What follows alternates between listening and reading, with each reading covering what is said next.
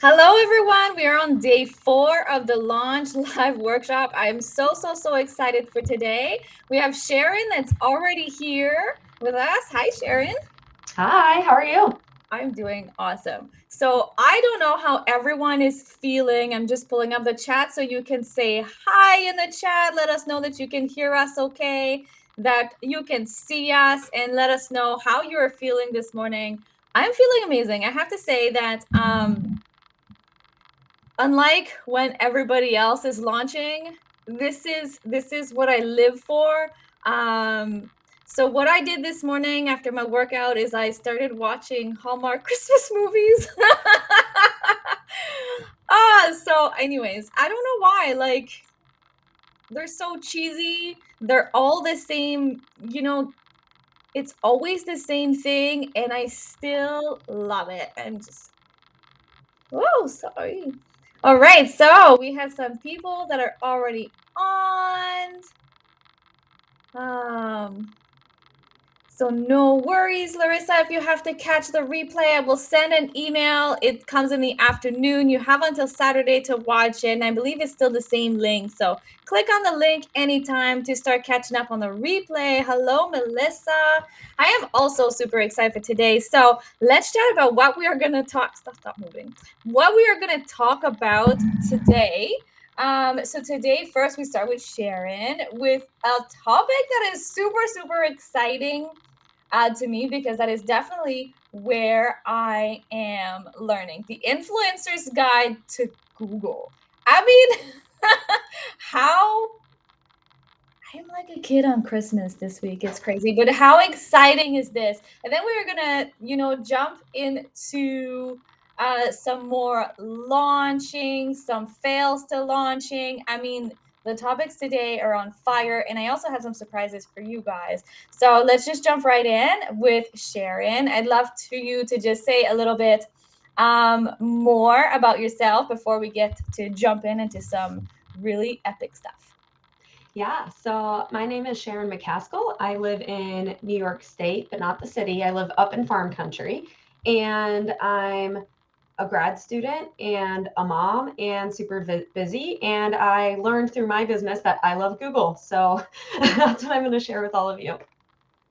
That's super exciting. So, for most of you who don't know, I actually interviewed Sharon on gluten-free eating with a health and fitness business back in April. It was a blast. I believe that's in the interview where Amazon package came through the door and I was telling everybody about how much I fart. So that was super exciting.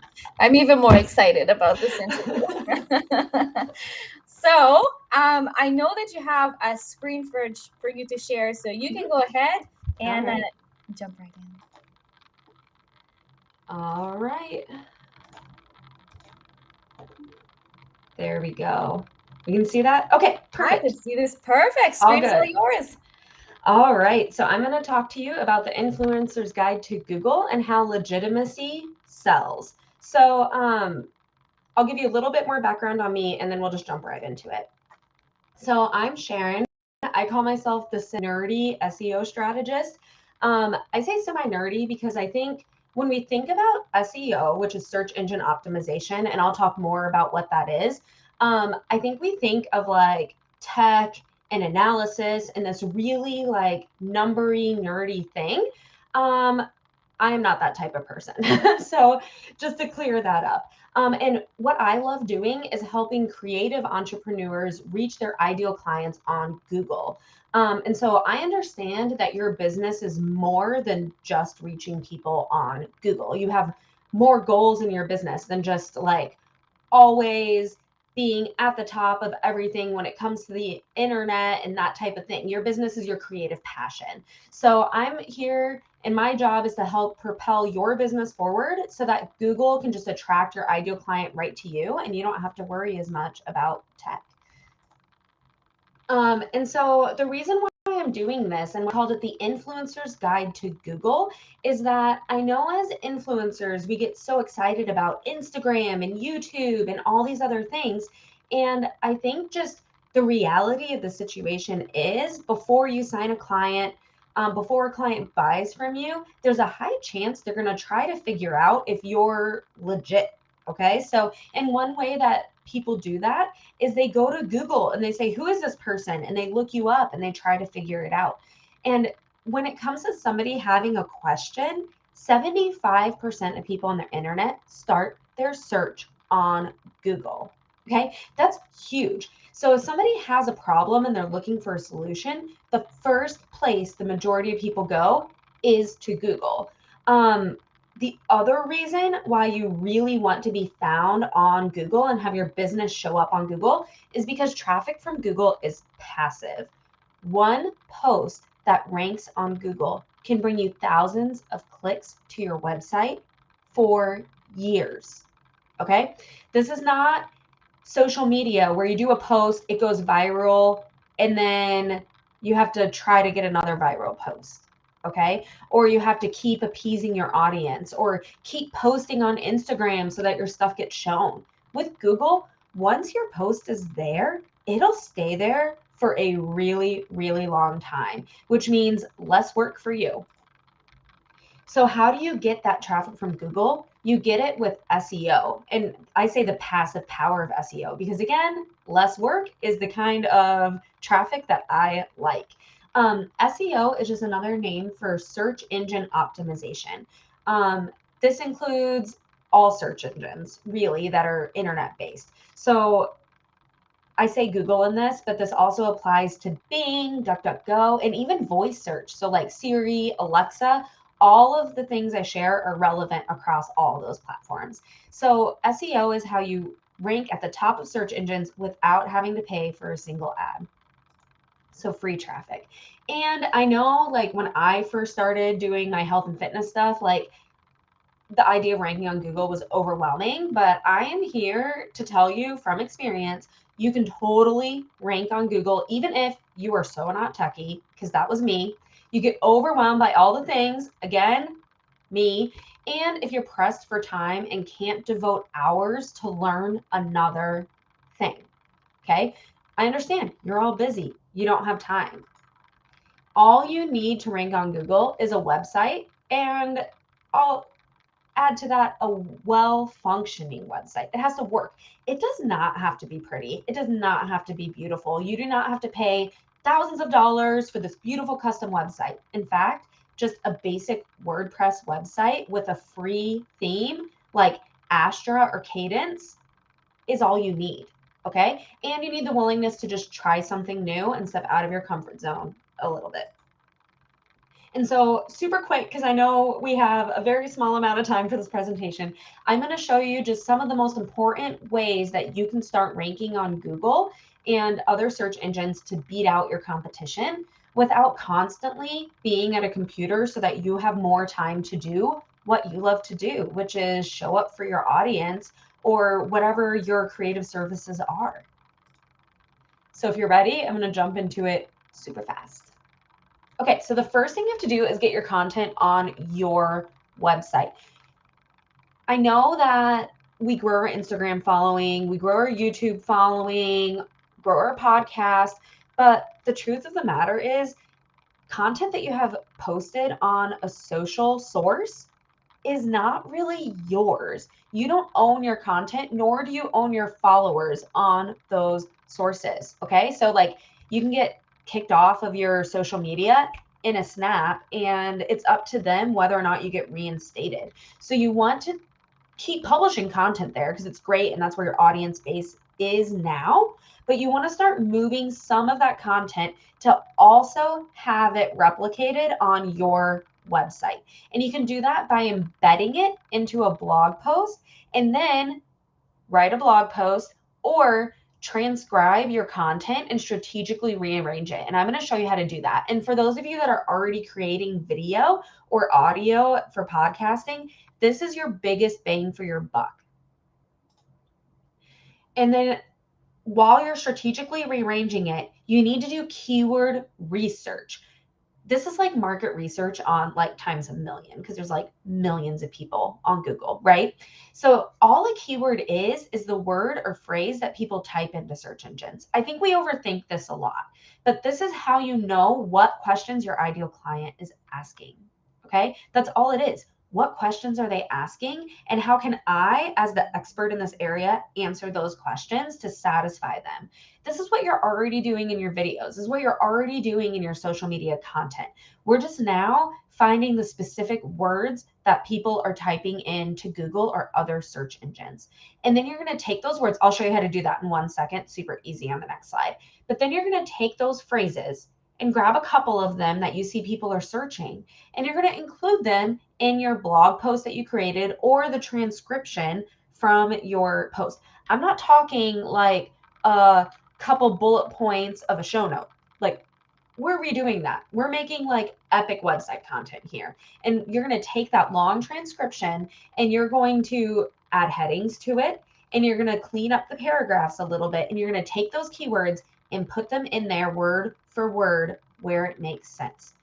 So you want to include them in your headings, your paragraph copy, and then you're going to take the Yoast plugin for your WordPress site, and you're going to add that to what's called the meta description. And the meta description is like the little preview of your blog post that somebody sees on Google, okay, or your web page, right? So now when somebody goes to type you into Google and they're like, who is this person? Do I want to buy their program? Do I want to buy their ebook? Who are they? Are they legitimate? They're going to search you on Google. They'll find you based on all of this information being there. So where do you find those keywords? You can find them for free. And I know there's ads all over the place for things like SEMrush and Ahrefs or Ubersuggest. Ubersuggest has a free version, but a lot of these, to get the full power of them, you have to pay a lot of money. And you don't really need to, especially when you're first starting to implement SEO. I use those expensive tools for my clients, but I did not use them myself when I first started ranking on Google. So 2 of my favorites. Number 1 is Answer the Public, and that's what you see in the top right corner right here. It gives you this really cool visual word map of words in your niche that people are using. So these are good keywords to target. Okay. The other one is Google themselves. They compile all this information and you can get it for free right from the source. So there's 3 places you can get it, and I put them on here. And I know it's kind of small, but bear with me, I'll explain it. So this is when you first start your internet search and you start typing in something on Google. It starts giving you all these magnifying glasses below saying, are you searching for this? Are you searching for this? These are all searches that Google recognizes that people are using on Google. So these are all keywords that you want to be using on your website and in your blog posts. Once you press enter on one of those, it pops up Google, which is what we see here. This is our Google search. Here we see people also ask, and there's these little drop-down boxes. You want to put these questions, if they're relevant to your topic that you transcribed, you want to put these questions word for word in your blog post as a heading, and then answer them below. And you probably already know the answer to them because you're the expert, and just write it out. Super simple. You do not have to be a creative writer. You do not have to be clever. Just give people the information. If they're searching for something on Google, they just want the answer. So give them their answer. And then at the bottom, you'll see related searches. And some of these down here in these gray boxes will probably mirror what you had here in your initial search, but you want to take note of them too. These are all keywords that Google's giving you for free. So find like 5 of them, and some of them are probably already in your transcription. Just make sure that you're including them in your post word for word just a few times. The second thing you need to do besides find keywords and put them into your post is to not give your audience that lands on your page a reason to go anywhere else. I did say embed your social media, right? Or your YouTube or whatever it is, embed that video or podcast right on your blog post, but you don't want to give them a reason to go anywhere outside of that. And what I mean by that is that make sure all the information you give them in that video or in that podcast is also in your website copy. So I want you to rethink the idea of show notes here, okay? Show notes are helpful because they decide whether or not somebody should listen to the podcast or watch the video. But if somebody went on Google to find the answer, they probably aren't wanting to watch a video or aren't wanting to listen to a whole podcast to find their answer. Most of them are looking for a quick win, and you want to give them that. A lot of people will bounce because they're like, oh no, I just need to find it. I just want to find it now and read it. Or maybe they're like at work and can't listen to something out loud. You never know, right? So you want to give them that information in their website copy so they have a choice. Do I want to watch the video or do I want to read it from their website? You want to be thorough and you want to actually answer their questions. You don't want to give them a reason to hit that back button and go back to Google and look for your competitor instead. And I think that's a really big reason why it's an important thing to establish a legitimacy on Google.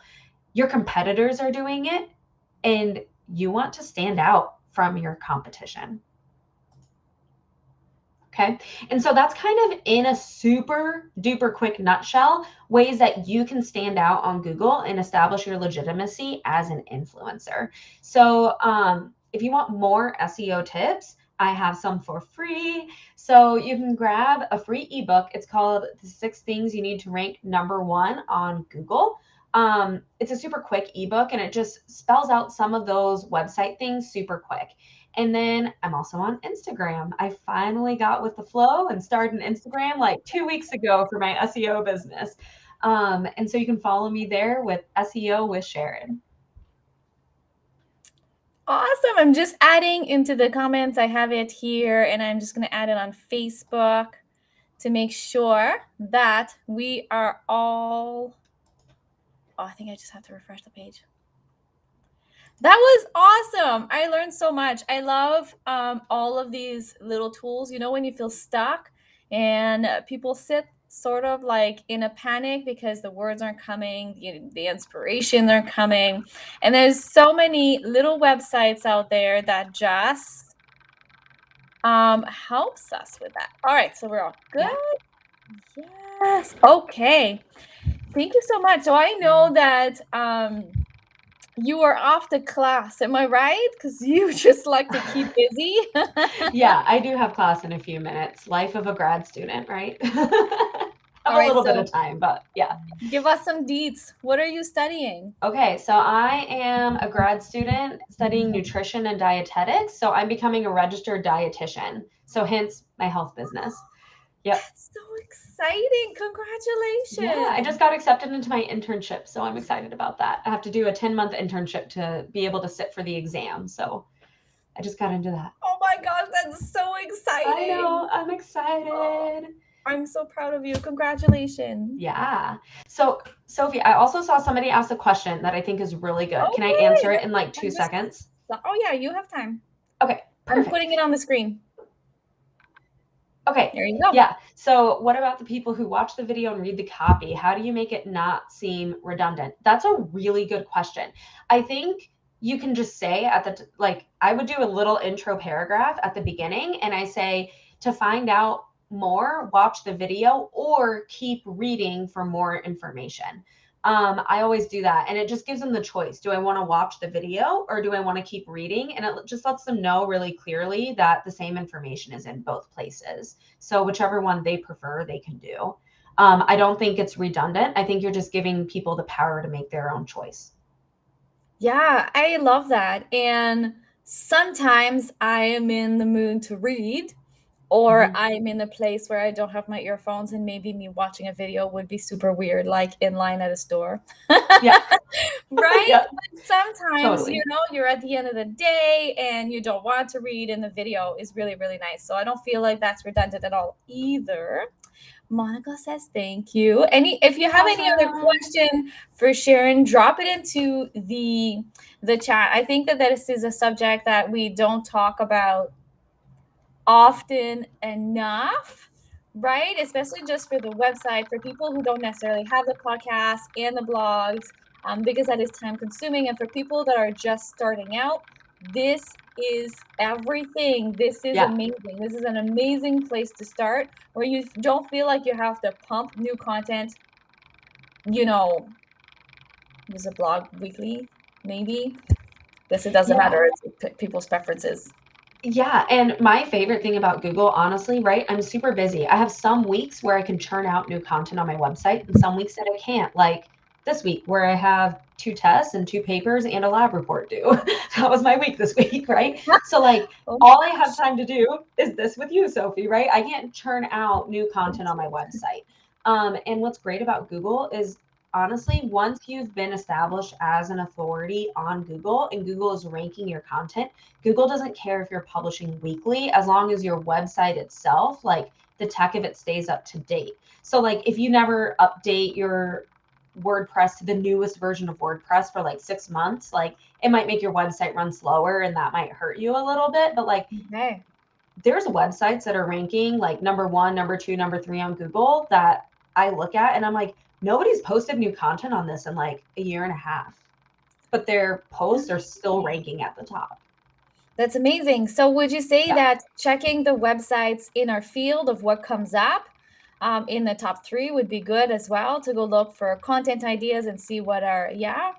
Oh yeah. Yep. Awesome. Yeah. And if you see websites that haven't been updated in a really long time that are in your niche, I think that's a really good way to start publishing content. Not that you're copying the content off of them, but that you write on the same topics, but with better up-to-date information and more thorough. And if you do social media and you do like little videos or you have podcasts on that topic, linking them in, I think that shows you as even more of an authority and you may be able to beat out that competition pretty I love easily if that. you're doing something more up to date and relevant. Yes, I love For that. I sure. love that so much. Thank you so much for joining us today. And I am sure I Yeah. will talk to you really soon.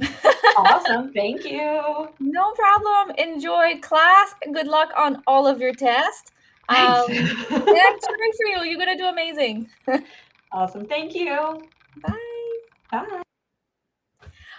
How awesome is this? So I know I am learning tons this week, so I'm sure that you are too. I'm totally curious. Like, when you listen to all the speakers, do you have like a feeling, an intuition, or do you have ideas? I dream big. I always have tons of ideas. I always have my notebooks ready to write my ideas. But sometimes you hear something and you're like, yes, you just have this big wave that comes and like, this is what I want to do. So if you've had that feeling at all, drop it in the comments and let me know. So we're going to bring on our next speaker. Hello, Mara. How are you? Hi, Sophie. I'm great. And you? I am doing amazing. So we are here to talk about a little bit of a different topic, but definitely a very important topic, especially if you're launching, 2021, 2022, a lot is going towards video. And Yeah. I get it. I would say that when I started with a video, just speaking into my Instagram stories was a big deal. So like, no judgment here, guys. I freaked out over Instagram stories, and here we are, 5 days live, and I'm freaking excited. So it takes work. It takes work. So we're going to talk with you about Podium Perfect. So public speaking success starts here. So I'm so excited. Did you want to tell us a little bit about yourself? But I know you have a lot of stories to tell us within your presentation. So Yeah. you'll just get started. Yeah. Amazing. The floor is yours. Thank you, Sophie. Hello, ladies. Hello, everybody. I'm so excited to be here with you today. So let's get started. So, guys, I quit 2 businesses in my life because I was scared. I wasn't showing up consistently with my audience because I would say to myself things like, I'm not good enough. I'm not a good speaker. What if I make a mistake? What will they think of me? They will understand I'm a fraud. And all these thoughts and feelings would stop me from taking interviews, making videos, posting on social media, writing consistently, writing newsletters consistently, and even calling my potential clients. So I was not taking action for my business. That's why it didn't work out, actually. And I wanted to change myself so much, because what was wrong with me? I mean, I wanted to change myself, and I've done a lot of personal growth work, and it worked a little bit. But then after a while, I would fall back into the same mental traps, you know? And so I was stuck. So at one point, I said to myself, Mara, face it. You will never gonna be an entrepreneur. You don't have the personality, the right character, you know? You cannot do it. And so I quit, and I became an employee, which was good at the beginning because I had good money each month on my bank account, good money. And, you know, it was great not having extra work during the weekends or in the evening. I didn't have to write any email, you know, for my business. But after a little while, you know, I was from 9 to 6 in the office, far from my children, and I didn't like that. And then we, as entrepreneurs, we are creative persons. We love to create. We have a lot of ideas. We need to express ourselves. And when we work for someone else's dream, it can be frustrating. So after a little while, I started being sad, not fulfilled. That was not my life. And so I went through a professional and personal crisis, and I quit the job. And I said to myself, Mara, I'm going to take care of you. And I've done a lot of coaching, and I work especially on releasing my emotions. And I'm telling you this now because I really believe that emotions are getting in the way for you to show up online, to launch your business. And I really want to support you and to say to you that it's possible. You can do it no matter where you're coming from, what situations you are from, how much you're struggling with showing up online. No matter that, doesn't matter. You can change. So right now I am a life coach and I show up online consistently. I go live. I have a TikTok with thousands of followers, and one of my videos had more than 1 million views. You know, I write emails consistently. I call my potential clients. I have no problem. And I am the same person, but a lot shifted inside myself. So I want to tell you how I do it. And I want to give you 4 easy steps you can do to show up online and launch your business. So let's get started. First step is, there is nothing wrong. Whatever you are feeling, whatever you are telling yourself, there is nothing wrong. So let's say you are preparing to launch, to go live, or you are just thinking about going live and you feel anxious, scared. Tell yourself, there is nothing wrong. I can feel anxious. I can be scared. Take a deep breath. Can you feel how much of the anxiety is just going away? Because really, I tell you, girls, that a huge amount of your suffering comes from the fact that you are judging yourself. You're telling yourself you should be like that. You shouldn't do this. You shouldn't feel this. You should be like them. Look at you. What are you doing? And this is not working because you're scaring yourself. So from now on, tell yourself there is nothing wrong. You can feel whatever you feel. You can tell yourself whatever you're telling yourself. First step. Second step is, well, you will be able to deal with the situation more powerfully when you tell yourself there is nothing wrong, because you don't have that anxiety that is kind of stopping you, okay? Second step is embrace your emotions. What do I mean by that? Well, you see, we really don't want to suffer, right? So we try everything to not feel our emotions. We suppress them. We distract from them. We numb them. Can you relate to that? We don't really want to suffer. So we avoid feeling emotions like sadness, anger, apathy, disappointment, but it doesn't work because they keep coming back. Okay, so you need to embrace your emotions. How do you do that? First of all, ride the wave of the emotions. Emotions are like a wave. They rise. And here we're so scared and we just suppress them. But no, let them go, let them be. So when the wave rises, just let them go. The emotion will leave your body and mind, and you will feel inner peace inside you. Then engage in a conversation with that emotion, with that emotional part you have. We all have our emotional part. You can call it the inner child, that subconscious part made of fears, doubts, but also hopes, dreams, aliveness, creativity. So talk to her.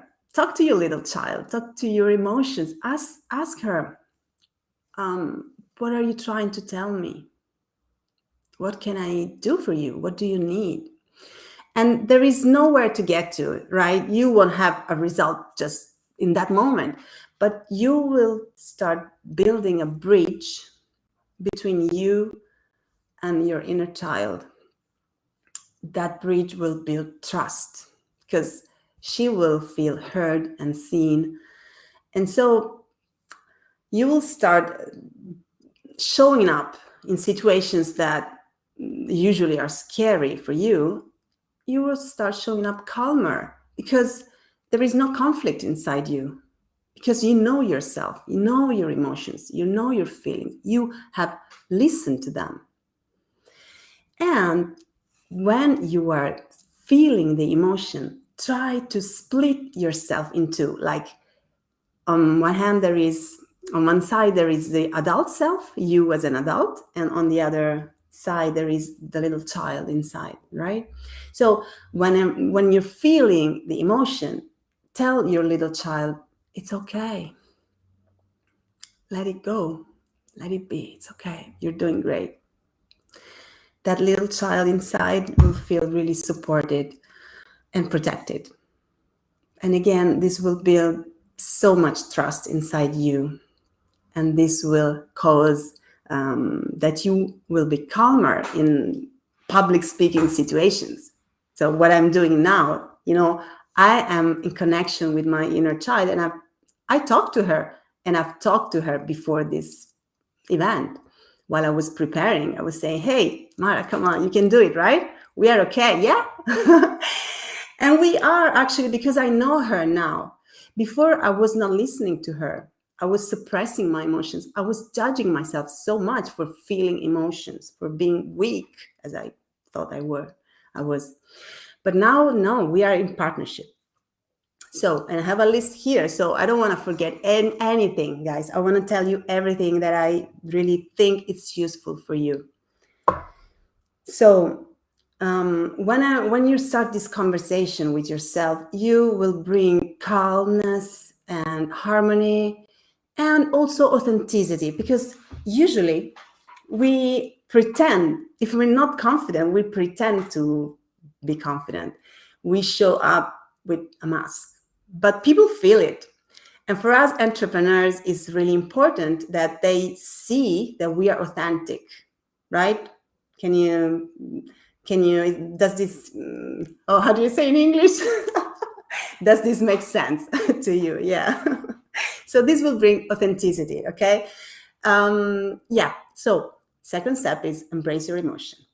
Third step is start small and protect it. What do I mean by that? You don't want to throw yourself out there in situations like this, for example, in a big event. No, start small with a small action, and protect it. I mean, like, call somebody that can support you. Like when I went live for the first time, I posted on a Facebook group, hey, what happens if nobody shows up to my live? And a lot of women that I don't even know, because they are worldwide, anywhere in the world, they commented and they said, hey, when are you going live? I'm coming to support you. And so I had this warm support from all of them. They were there, they were sharing things, and I felt I was not alone. So if you need to prepare from an event, ask a friend or hire a coach or a mentor, someone who believes in you when you still don't believe in yourself. Ask them to support you, practice with them, and then ask for help also. Maybe people can show up into your life and they can support you. Okay? This will bring calmness. Again, you need to protect yourself. Okay? Yeah, that's it. The first step is mistakes are welcome. What does it mean? My hair. Mistakes are welcome means that we are so used to think about mistakes like a tragedy, the end of the world. What will they think? I have spent years saying no to myself to going live. I was scared. I was saying, what am I supposed to go online and to put a video with myself speaking that will stay there forever? No way. I'm scared. They will see, mistakes I'm making.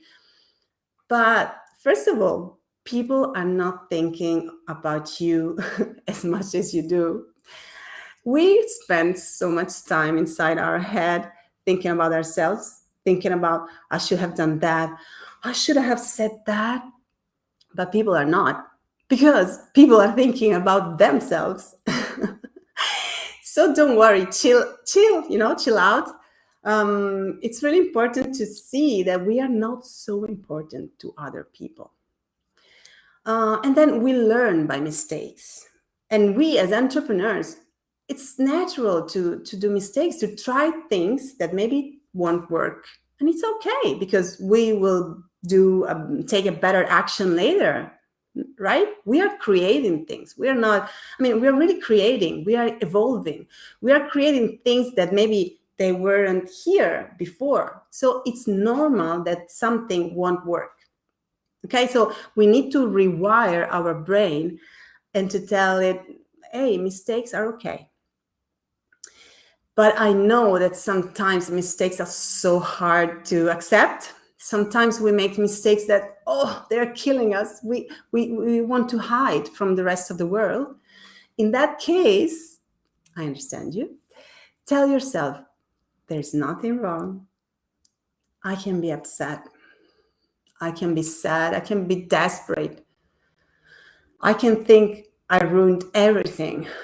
It's okay. I can say that. I can feel that. Nothing wrong. And then embrace your emotions. Ride the wave of your emotions. Talk to your inner child. Support her. And then start again. Start small, protective. And so the cycle goes on. Okay? So that's it. These are the 4 steps. I'm using them, believe me. I'm using them a lot, actually always. And I really hope this was helpful for you guys. And Sophie, I am done. Hello. Oh, that was so beautifully said.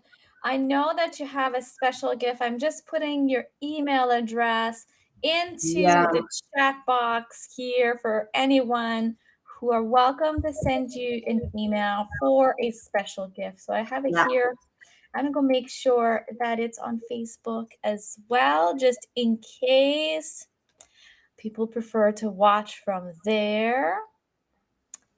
It was so beautifully said. I think that everybody can see themselves at some point, right? Because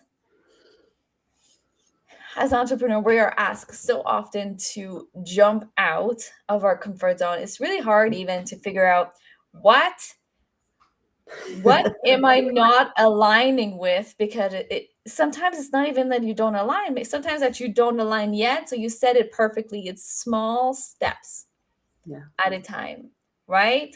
Before you don't start with a 5-day. No, exactly. Everywhere. For sure, you start small, and that is beautiful because every single small step that you take towards your dream is a step. Think about it, because I do love health and fitness as well. And when you start a workout program, it's the same thing, right? I say, like, you need to add vegetables, add water, you add all the beautiful things into your life to make you feel better. But the more that you add, all the little steps, they count so much. I got distracted. I'm writing it into the comments. Oh, hi, Sunanda. Hi, everybody. So good to have you here. Yeah, and it's really about going out of our comfort zone, because each time, I mean, after one little action, there will be a bigger action and a bigger one and a bigger one. And we really go to another level always. Yeah, I love that. The first time that I did a series like this was recorded, and I swear I was literally sick to my stomach. Like, it literally made me sick. I was not ready for maybe like the big thing. But if I didn't take that step, I definitely wouldn't be here today, right? So obviously I love live. I will say this, that if you ever throw a recorded event, try a small one live just to see how you like it, because you save hundreds and hundreds of hours from doing interviews. But we get to connect with everybody at home, right? So if you're tuning in live, we can see you into the comments, and that is beautiful, because we get to chat with people all over the world, and it is so lonely sometimes at home as an entrepreneur. I'm really, really lucky. I have friends and an amazing husband who supports me 100%, but it's not always the case. And you need to speak with people that are a little bit on the same level and a little bit higher to make sure that you're always climbing a little bit higher. Yeah, so true. Yes. Well, thank you. Thank you so much for Thank you. telling us your beautiful story. And I will chat with you soon. Yeah, thank you, Sophie. Bye, everybody. Oh, welcome. So that is such something that is so important that you remember, is that yes, you always want to thrive and do a little bit better each time. But I can tell you by experience, as somebody who doesn't often do small things, I like big things, big plan. If I had signed up for a program and just thrown this big event out of nowhere without really knowing what I was doing and getting myself into, I don't know that I would be able to show up here with the energy that I have, with the excitement that I have, and I wouldn't be able to deliver all of the extra things that makes this event really special. So if you have big dreams, I am 1000% behind you. But let's take small steps into getting there so that we can get there faster and with an amazing success. So we're just waiting for the next speaker to come on. So until then, I just wanted to chat about the funnel. So what I did is I created a series of video that are about to be uploaded onto YouTube, obviously right after this. You know what? I am only one person, but what I've done is that all of the people that sent me their freebie, you are all amazing. I have sent the feedback back to you guys. If you have not sent me your freebie to get some feedback, you're still welcome to do so all week. You can send it at whatif@sophieriley.ca. I will put that into the comments. But for those who are ready to, distracted. For those who are ready to create a simple funnel, a free funnel, I have created a series of video with a free platform to get you to do that. Now, I signed up for the platform, so you see that part, and I filled out all of my information. You don't see my information, obviously, but I literally went through every single step that you would have to do to create that simple funnel so that you can be one step closer to going through a big launch, but also a step closer to organically growing your business. So I will upload that onto YouTube later on. And tomorrow, is it tomorrow? Tomorrow is Friday. Yes, tomorrow I have a welcome sequence. So 7 beautiful email that I will give each and every one of you that you can customize.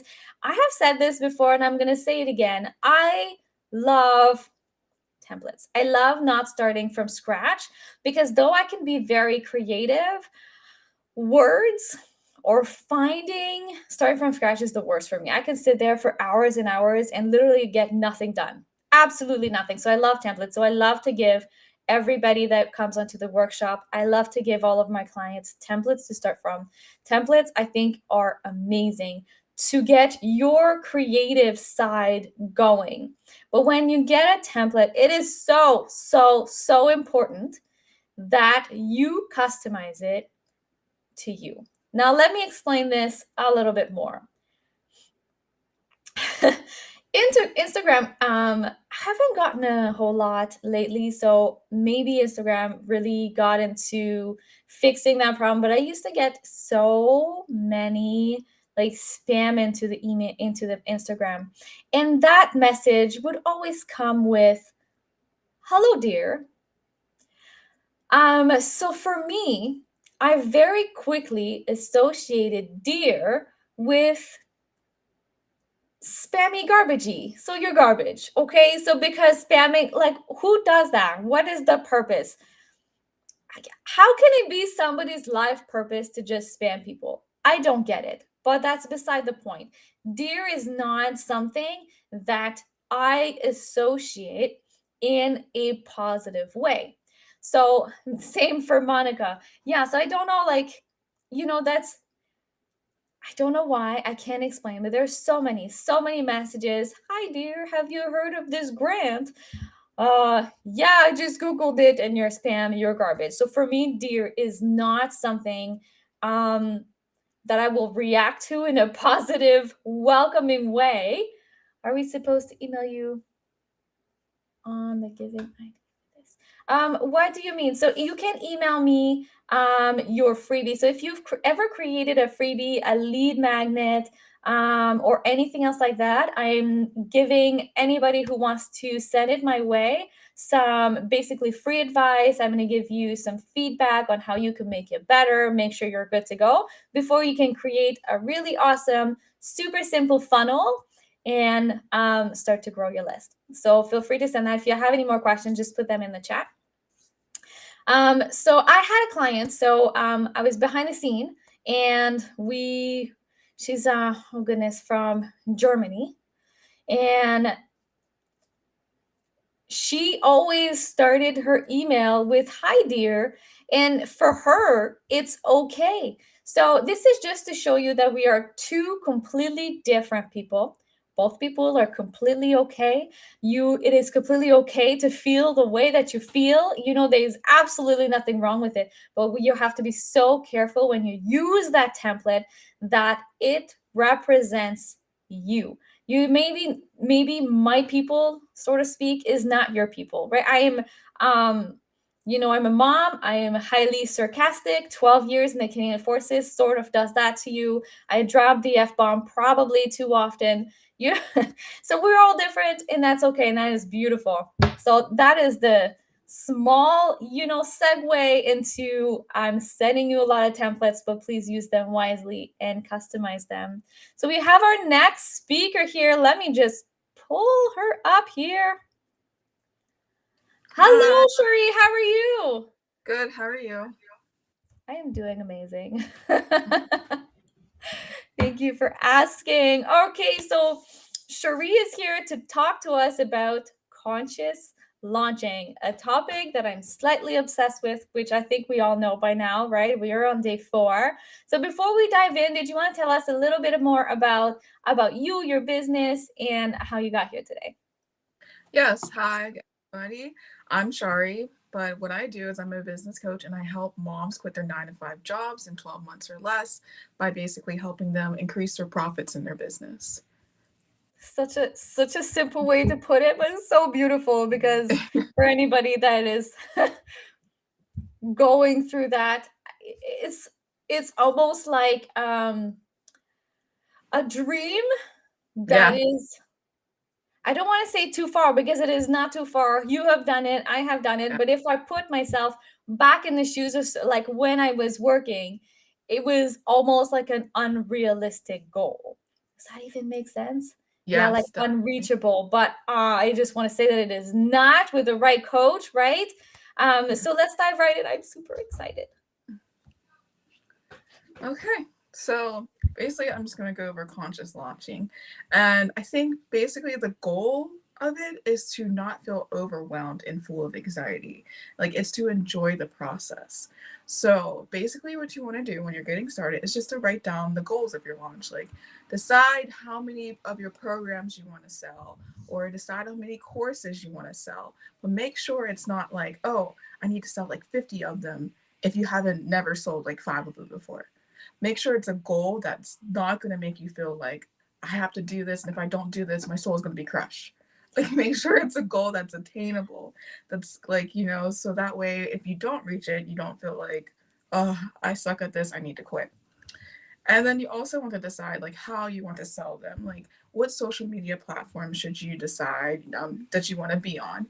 If you want to use your emails, your DMs, if you want to do your lives or collaborations, and how long you want your launch to be. I recommend like 2 weeks, and then I recommend like 1 social media platform. You do not have to be on all of them.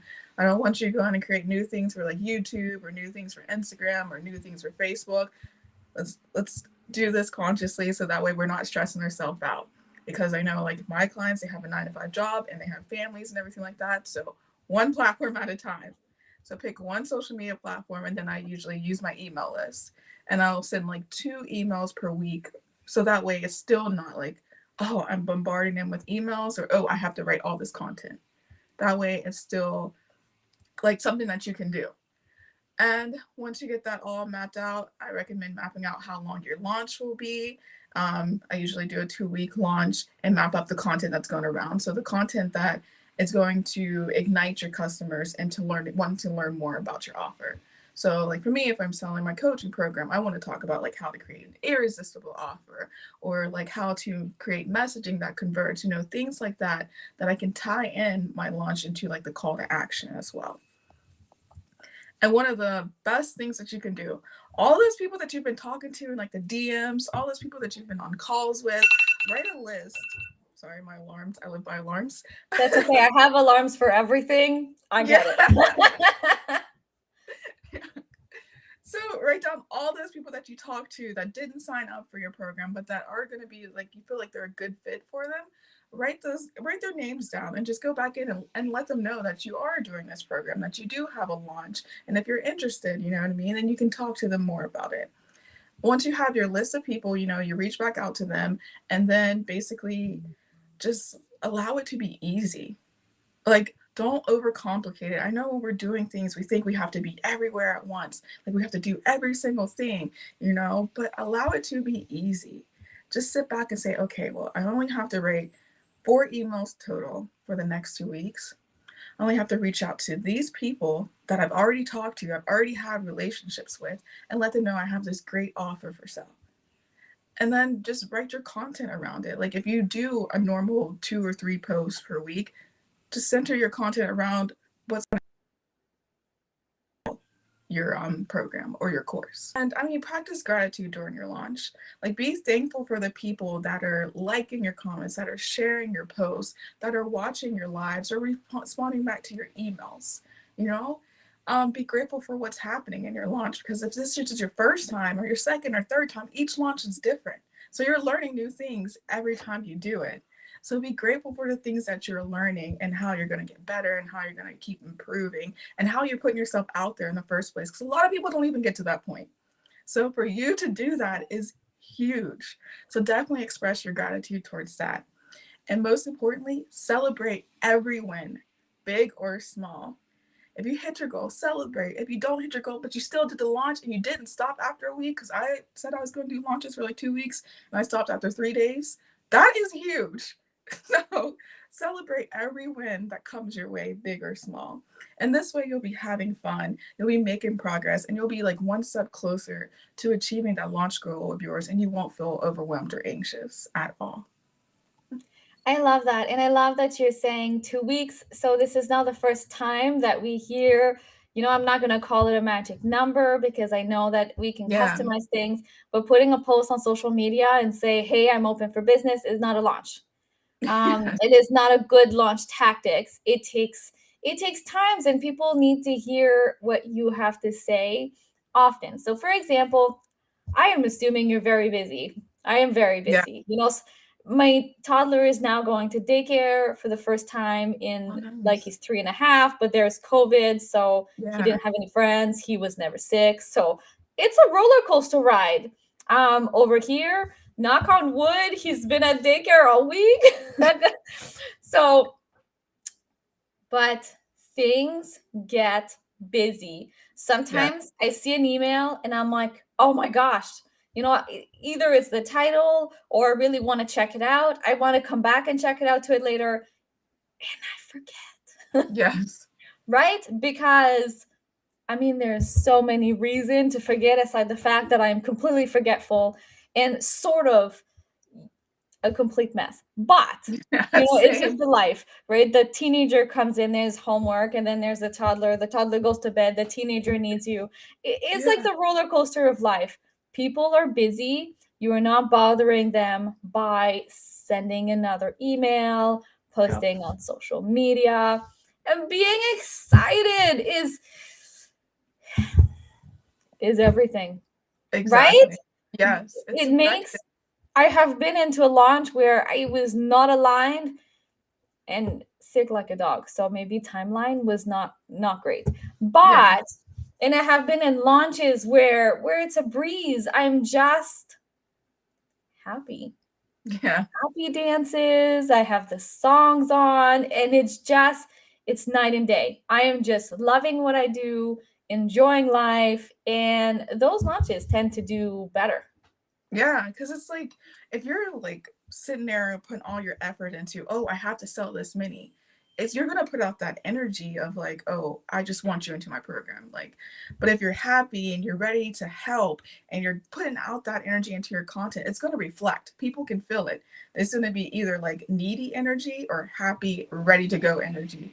And that's what you want, is a happy, ready to go, because that's what's gonna attract people into your launch, wanting to work with you, and they'll be your dream clients, because no one wants needy clients, especially when you have a family and you're 9 to 5. Like, you don't want to be sitting there trying to do everything your client wants. You want someone that's ready to work and ready to implement what you ask them to do. I love that. So what would you say is, with your experience, I've talked a bit about one of the biggest mistakes that I think you can do in a launch, but I'd be curious to see, like, if you had 1 or 2 mistakes that you've seen come up, especially over the last year, what would those be? What could we maybe avoid doing? Especially the 10K launches, or like, I'm going to make 10K, just by doing this, or I'm going to make 20K, like the huge launches. Like, where does that number even come from? Is this your number, or is this somebody else's number? Or did you enter some random challenge that says you're going to make $10,000 this month? If it has nothing to do with you, it doesn't work, right? Yes, exactly. I love that. I think that one, and then also giving up too soon. Not launching. Yeah. Like, if you start, like I did it before, like I said I was going to launch for 2 weeks. 3 days in, I totally just stopped reaching out to people. I stopped, following up in the DMs, and I stopped with the lives and everything. And then I was like, why didn't I sell anything? I didn't do the work. That is true. So I also talk about what some of the mistakes that I've seen. You can let me know if you agree. Totally okay if you don't. The one of the biggest launch mistake that I have ever seen is that you don't learn how to sell before the launch. Yeah. And launching does not fix that particular problem. No. You know, it's amazing. It creates excitement. It creates momentum. You're getting client. It is amazing, but building an audience, launching does not get you clients if you have a lot of anxiety around selling No. or plain and simple, you don't know how to sell. Yeah, and you feel like you're bothering people and things like that. Like that type of energy makes it feel like it just stops you in your tracks before you even get to getting the ball rolling. So yeah, I agree. Yes. And launching, you know, you said that you only went 3 days. Sometimes launching, you get all of your clients at the end of the 2 weeks. Yes, And exactly. that is beautiful. Yeah, they usually wait Um, last to join. yes. So I know that you have a free gift for the audience, but I don't seem to have the link in my spreadsheet. Yeah, I'm sorry about that. I forgot to No, get that. that's okay. I don't know if you sent it to me or maybe I just missed it. But I have here that you have a magic long checklist. Yes. Yes, it's so exciting. All right, so if you want, you can send me the link and we can put it into the comments, or did you want to send it to me later and I can put it into the email? I'll send it to you later so you can put in the email. I actually have my toddler downstairs. She's on her tablet. I get you on so many levels. So I will let you get back to your toddler. That's awesome. I totally get it. Send me the link later on when you have a minute, and I'll send it to everybody in the email. Okay, thank you. And I'll make sure everybody knows how to connect with you. Okay, thank you so much for having You're me. so welcome. Enjoy the rest of your day. You too. Bye. So Monica here, he says, yes, there's so many times you've wanted to open an email or do a challenge and then you just totally forget about it. Reminders is life. Like seriously, I have an alarm to get up. I have an alarm because I have to fill the form for the daycare for my son because like a COVID, you don't have any symptoms and you can't go to daycare unless you filled it out. Like I need constant reminders. So definitely don't feel bad about sending reminders. I think that 2 weeks is you need reminders for my reminders. Oh my goodness. So Melissa says she needs reminders for her reminders. I totally get it. Like, listen, if I don't have it on my calendar or sticky notes everywhere, or I literally have a 9:45 alarm a week to remind me that I have this event. Like it's not that I'm going to forget that I have this big thing planned, but something happens, you get distracted. I mean, this morning I was watching Hallmark Christmas movies. It is easy to stop looking at the time and before you know it, it's 10:10, 10:20, 10:30, and you've completely forgot and missed the ball on what you were supposed to do. So 1000%, hands down, you're not sending too many emails. And we should talk about something. Sometimes people unsubscribe, and sometimes that might make you feel like you bother them, like you're not delivering the content that they want, when you should look at it a completely different way, that this is not your person. Something that one of my coach says, Maria Went, is that if you were meant to be working together, of course you will. But if you're not meant to work together, of course you won't. You can't please everybody. It's not possible. And you can't, we talked about something with Cherie about exactly that, right? Because you don't want to have a client that maybe is going to drain your energy. That says nothing bad about you if you are that client. Okay, so I'm just going to go ahead and say that. It's just that you were not matched with the right coach. There is a right coach for you. So definitely use your intuition when it comes to finding a coach. Ask questions, all of that good stuff. So we're just waiting here for our next speaker, who is going to be Rashida. I hope I'm saying this right. Well, we'll find out soon. And we're going to be talking about marketing your online business, 8 effective strategies to increase sales without spending money, which is legit one of my favorite topics. So because we're going to talk about that, I want to talk about ads for like 3 to 4 minutes. Ads are amazing. Ads is an advanced marketing strategy. Now, the world of Facebook has changed over the years, and it keeps changing. I actually read an article that ads on Facebook are actually becoming more and more and more and more expensive. It doesn't necessarily target the right people. It's like trying to find the easy way out. So if you are just launching your business and you're going towards ads, it could be because you think that it's going to be easier, you're going to get more clients, when in fact you are 99.9% of the time, especially if you're doing it on your own, completely wasting and putting your money into the garbage. I cannot stress this enough. I am in no way, shape, or form saying that ads don't work, but it takes knowledge and effort to make those ads work. For example, once you get into the funnels and stuff like that, you're going to start hearing about Facebook Pixel. Totally okay if you don't know what that is. Think about it like a tracker on your phone or a tracking code. So entrepreneurs can get a tracking code. What that code does is it kind of gathers information. We put that onto our funnel, and it gathers the information of everybody that registers. Okay, so from that information, I can put an ad that targets these people. I can put an ad that targets people like them. But at the end of the day, it takes a lot of money and a lot of time and a lot of, tweaking to get the right formula for your ads. And there are a lot of strategy where you can grow your launch audience without spending a penny. So I am literally thrilled. We're just going to bring her on screen. Hello. Hi, how are you?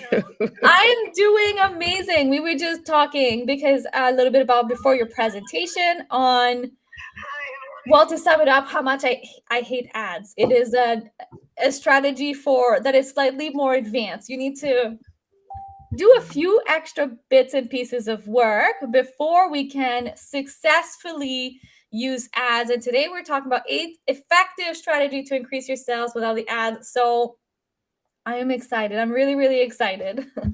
Wow, I'm excited too. I was actually just getting ready to pull up everything now, but Take your thank time. you for having me, Sophie. This is a wonderful opportunity to be able to participate in this Launch Live workshop, and so I'm glad to be here. We are so excited to have you. Growing in sales and in audience is a very hot topic. And I was just saying that, launching if sometimes people want to grow their audience or they want to grow this big launch, but they have no idea how to make a sale. So this is a really, really amazing topic. Before we dive in, would you like to tell us a little bit about yourself? Sure. I'm Rashida Green. I am a Christian wife of 14 years, mother of 2 girls. I'm a business coach and founder and CEO of Mompreneur HQ. And I'm just really excited about helping moms to start, grow, and scale home-based virtual businesses. I love it. We are I feel like we are in a complete different world, right? Over the last 2 years. And Absolutely. we have experienced being home. Either, I mean, it could have went either way. Either like me, you have experienced being home. My husband has experienced being home, and he's like, yeah, this needs to be permanent. Like he's at work today and he's so cranky because he just wants to be home and do other Home. things, right?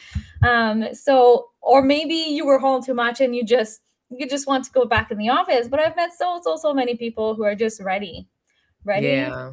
to be home, ready to be their own boss. So that is amazing. Yes, ma'am.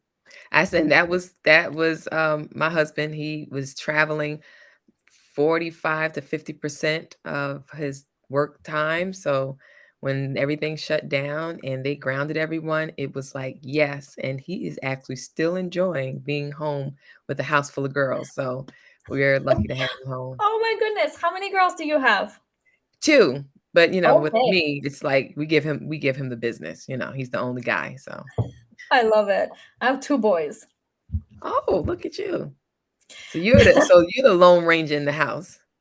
I am. I am. But they are all mama's boys, so it's all good. Oh my goodness. All right. So are you ready to dive right in? Sure. I did want to experiment with showing my screen since I did Perfect. actually have a slide. I just didn't want to mess it up, so I Oh, chose not that's to okay. We are show it. totally laid back, and messing up is where we thrive. So that's all good. So the third button, it has like a little computer with a line on it. If you just click that and pick the tab that you want to show, it's going to show up on my screen, and I'll show it to everybody. Okay, so that would mean I actually have to have the presentation up to share it, right? Well, maybe. That would work. Let's see. All right, so here we go. Oh, it doesn't work that way. Okay.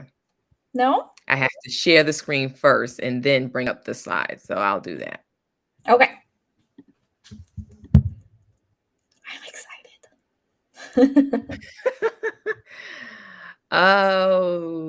Okay. Yeah. It's saying I have to give screen recording from the browser in order to share. So maybe that's going to take too long. So we can just That's okay. start then. Yeah, it's just unable to share. So I'll just read Maybe it. we'll send it to everybody. I can send it by email if you want to send it over. Okay, we can do that. All Awesome. right. So I'll get started. And again, we just refresher. We're talking about marketing your online business, 8 effective strategies to increase sales without spending money. How about that? As I already stated, I am Rashida Green and the founder and CEO of Mompreneur HQ, which offers a holistic approach to business coaching because we also include health and body wellness. So we like to do the whole picture because we're talking about mom entrepreneurs in my industry. So moms have a lot on their plate already to begin with. So business just doesn't need to become a chore. And so, and it's hard to do it if you're doing it alone. So I provide that type of coaching where we can work on your business, work on your health and your wellness at the same time. Today, we're going to go over a few free online marketing methods because the truth of the matter is, yes, you need money to really build your business from the ground up. However, you do not have to rely solely on these products that cost so much money, right? You can actually start from the beginning for free. And we're going to go over my no money marketing tips that I have for you today. First one is to consider starting a blog. If you can acquire user generated content, because I know that's the first thing people think of, a blog, that is too much. I don't like to write. That's a lot of work, and you get bothered and boggled down with just the thought of doing a blog. But generally is about 600 words. It can be minimal 400, and then it could be as big as 1,200 words. So it just depends on your writing ability, your passion for writing, and the topic that you're writing on. But the way that I'm talking about, because it is free to start, is to actually get user generated content. These are people who love the subject and don't mind sharing about it on your blog. You want to also enable comments on your websites so that people who are visiting your site can actually comment, and then you also engage. That engagement is key in business and marketing, particularly. So, if you have that engagement on your website and you contribute to the discussion, people start to know who you are and want to get into your world. And that's what you want. So, you have user generated content to help your website grow without you having to create all of the content. And of course, the type of content also increases your website visitors. You want to enable comments on your website and contribute to the conversation, and also allow visitors to submit their own articles and encourage guest posts from other experts. All right. Next one is to create a YouTube channel. I know. Again, Rashida, come on. I got too much to do in my life, and marketing, making a YouTube channel is just too much. What I'm sharing with you is not for you to implement everything all at once, and everything at the beginning. These are just some strategies to kind of think about. And, think about things that are in your wheelhouse. What do you like to do? What are your passions? What are your skill sets? So if you don't like blogging, writing, don't do the blog. But if you like being on camera, think about a YouTube channel. And also consider, on YouTube, there are people making millions of dollars without even showing their face. So you can actually do YouTube marketing without being present on the screen. So again, free method that you can use to spread your message and to get the word out about your products, right? You can create interesting videos. And if you create interesting videos, you also end up creating interest in your product and your brand. So think about that. Make simple videos that show that you care about your audience and you want to help them to the next level. One simple thing to think about are your FAQs, your frequently asked questions. What are those frequently asked questions in your industry, or things that drop in your inbox or people ask you about all the time that you find yourself repeating the answer to? How about doing a YouTube video answering those questions? YouTube, if you do it YouTube live, you have some interaction there. People are interacting with you right there on the spot. But if you just upload a video of that FAQ, it has multiple uses. You can do that to raise awareness to your brand on YouTube. And you can also use that YouTube clip video to send it to potential to people who may be asking you that question. Instead of repeating it, you say, you know what? I have a video just for that. You can also use it in email marketing and so forth. So it's never just limited to the one video, but again, it's an opportunity to use free marketing resources. And YouTube is huge. It's the second largest search engine behind Google. And so you want to use something like that to move your business along. All right, we're going to move on to number 3. Be active on social media. We have gurus who will tell you time and time again, varying opinions. Once a day, 3 times a day, 5 times a week, once a week. Hey, I don't even go on there but once a month, and I still make thousands of dollars in sales. So it just depends on who you are, who you serve, and what product do you provide, or what problem you solve, right? But it also depends on your comfortability and your time. What type of time do you have to commit? The only thing I would ask in whatever you do, well, it's 2 things, is choose the medium, choose the social platform where your community is, where your ideal client is. You don't want to be on IG doing all these photos and reels and then realize that your potential client is not there. They're over on Facebook in the grown people's social media platform. And so, just consider the platform that you want to choose. You don't have to do them all. Secure one, lock it down, do your best with that, grow it, and then maybe consider another. And the other thing that I wanted to make sure you do is be consistent. That's it. No matter which one you choose, no matter how many days of the week you do it, just make sure you're consistent, because that consistency is what allows people to know who you are, get to know your brand, and then they start to rely on that weekly live or that weekly post on Thursdays or that motivational message on Mondays.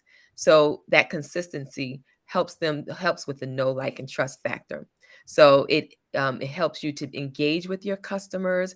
It helps you to grow your brand. Of course, showcase your products, and then gain customer insight, because you can now poll and survey your customers or your ideal customer in social media and get their actual feedback.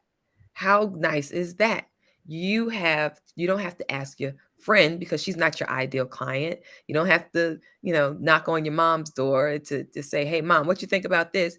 She's not your ideal client. But if you have a social media community where you can poll and question your group to get that direct feedback, that will help you to grow your business and make sure that you're targeting your market efforts to address the problem and need that really speaks and resonates with your ideal client. The fourth one is to build an email list. I didn't do that in the beginning. I thought that, I didn't need to do all that. But what did we find out on the famous Facebook blackout day? You don't own Facebook. Your IG followers, they're not yours.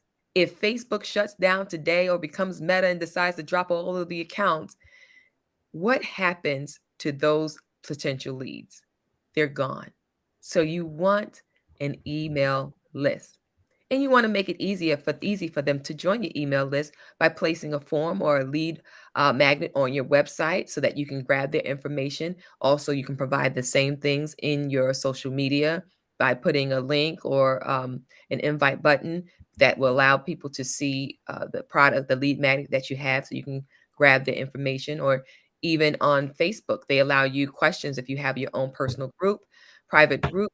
They allow you 3 questions, and one of those questions could potentially be to ask for their email address. But of course, we want to do it the right way and let them know that it is for promotional purposes, to let them know who you are, or that you have some programs coming up, right? You want to let them know what they're getting into by giving you the email address. You don't want to ask for the email address for one thing and use their email address for another.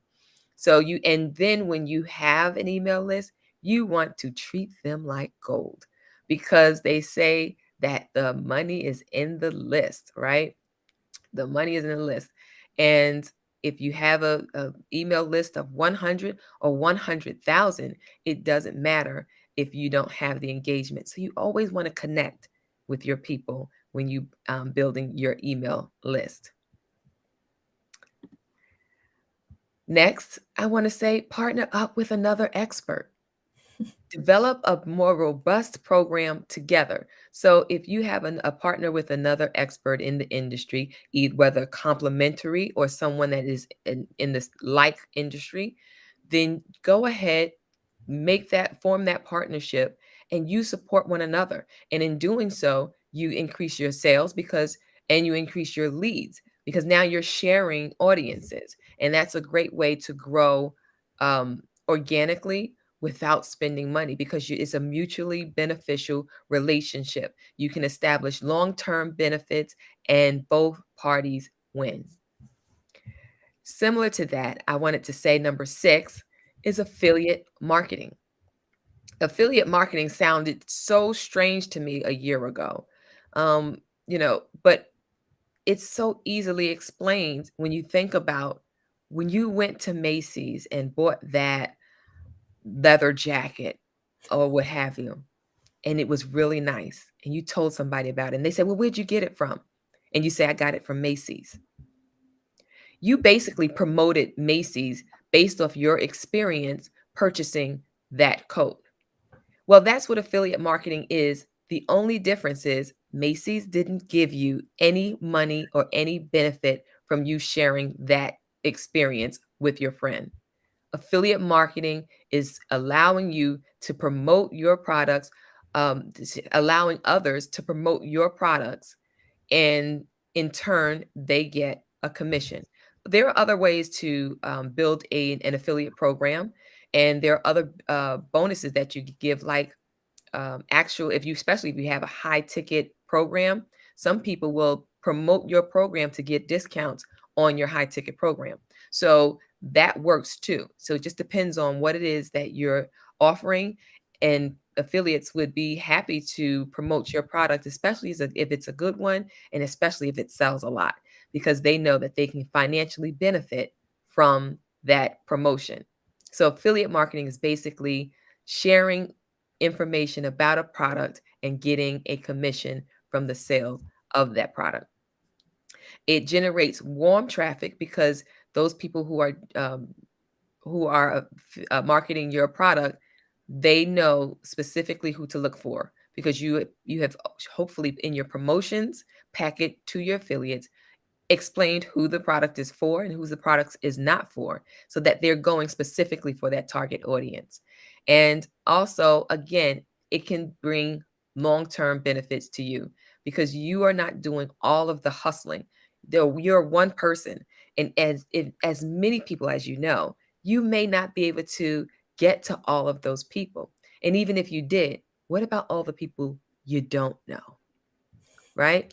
So you have an opportunity to build an affiliate program that will cost you nothing out of pocket, because the commission that you give is going to be out of the sales that the affiliates have gained or given you. So that is another way, a little more complex, but another way to market your business for free. Now, we said there were 8, so I'm going on now to number 7. Include testimonials on your website. You want to make sure you have a way to grab customer testimonials, because social proof is effective in showing how good your product or service is out of the mouths of your clients. How good is that? You don't have to convince anyone, because the example that I gave from Macy's is a testimonial. I went to Macy's. I found what I was looking for and paid a great price. And now your friend is going to Macy's because you said that you found what you were looking for at a great price at this location. Get it? That's social proof. Macy's doesn't know that you did all of that advertising for them, but you just did. So your customer testimonials, you want to find a way to capture those, whether it be through survey tools, or whether it's through your a system like Video Ask or some other video testimonial. That's a great way to get potential clients, because of what your previous or past clients said about your services. And also, you want to even consider, because sometimes people don't like doing surveys and reviews and things like that, but sometimes just sweeten the pot with a little gift or a coupon for a future purchase. That's another way to get people to give you testimonials. And you can use those testimonials on your website and even your social media handles. The last one is number 8. I would just say repurpose your material. If you have ads that you're already using, change and reuse them. Take a piece from here, take a piece from there. Look at your analytics, find out what works and what doesn't. Pull out what does work, get rid of what doesn't work, and repurpose your ads and other materials. When I talked about doing the YouTube channel, I briefly touched on how you can take that video and make other pieces of the video, right? So you can break down your YouTube videos into smaller video clips that you can put on your social media and even on your website. You can turn a collection of blogs into an ebook that you can either sell or give away. You can pull quotes from your live streams and to create a quote graphic that you put on your social media. You can also do infographics. That's taking 3 to 10 tips and just putting them in a one-page form or one form with the tip and maybe an image or something to that effect, just so that people have the steps all in one little bite size or one strip of an infographic that they can print out and put on their desktop, put on their favorite notebook, just as a reminder to them. So those are the 8 marketing strategies that I wanted to share with you today. But just as a bonus, I have a ninth tool. It's like a Oh, no-brainer, and sometimes that's why it gets overlooked. Use free tools. Just use free tools. There are so many free tools out there that you can use to market your business that will help you to grow exponentially if you just use them. And sometimes we forget that free tools, well, no, maybe not forget. Maybe sometimes we equate free with poor quality. Nowadays, competition is so thick that that's not true anymore. Free services from these service providers does not normally just mean, it's not a good product. Think about it. They have free websites. It might not have everything you want. You're going to have to pay for the extra bells and whistles, but it's a free website to get you started.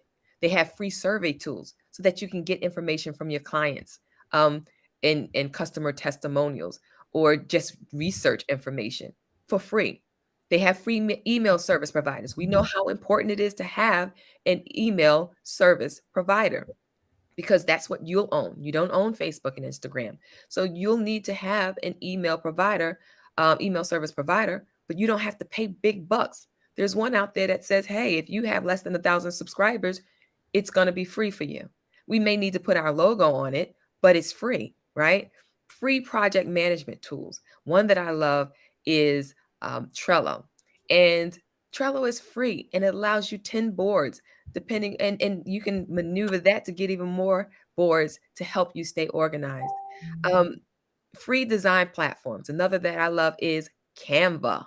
I love Canva and it's oh my God, free. yes. They have so many benefits with the free service.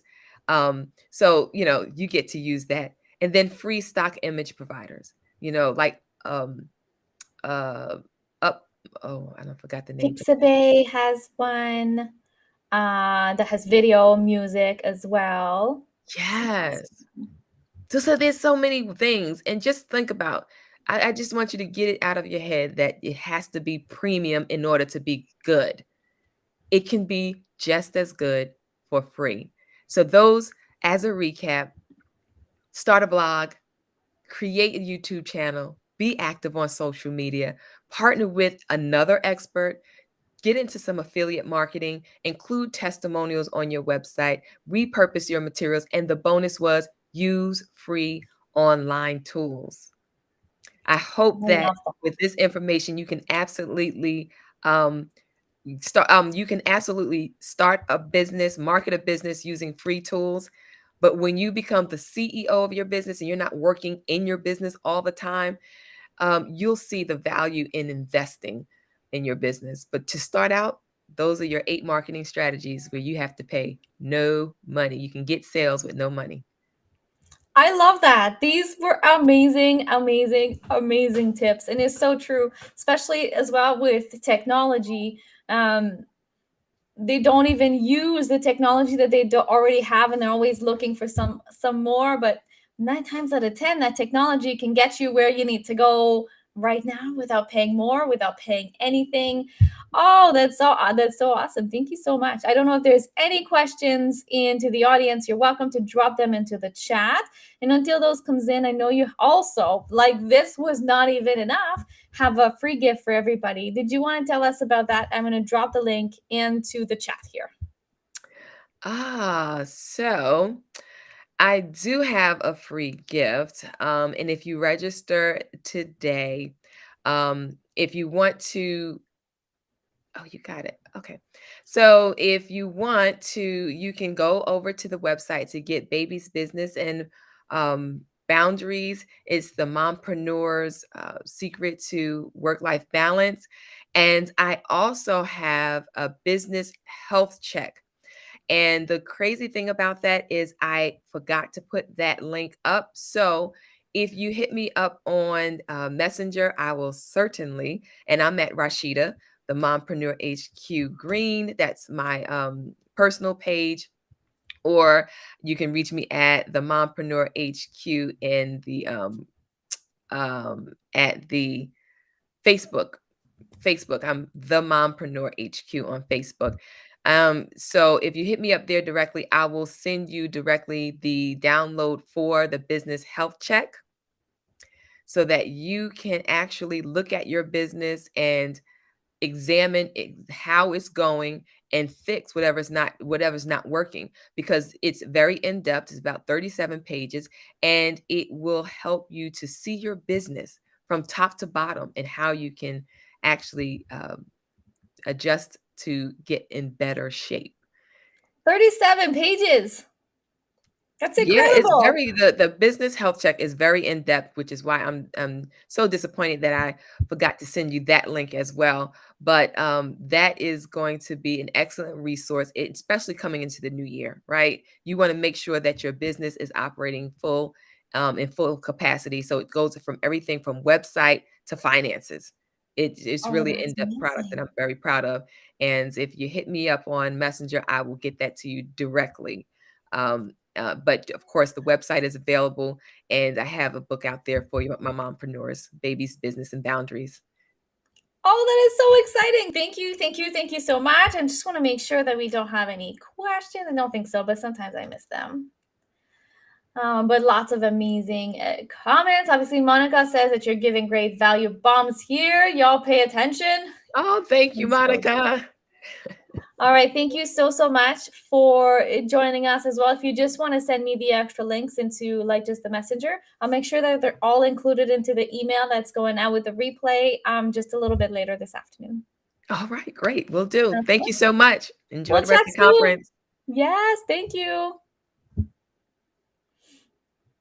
I mean, how amazing was that? And I think that you really have to listen or re-listen.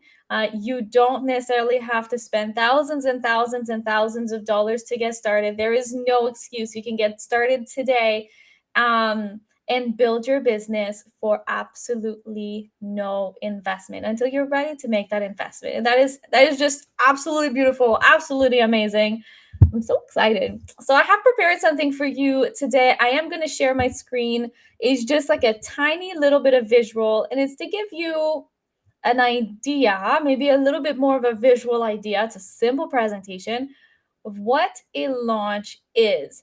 And what I want you to think while I'm talking about the launch is really, are you ready? Or do you feel like, you need to do X, Y, Z before you get ready for the launch?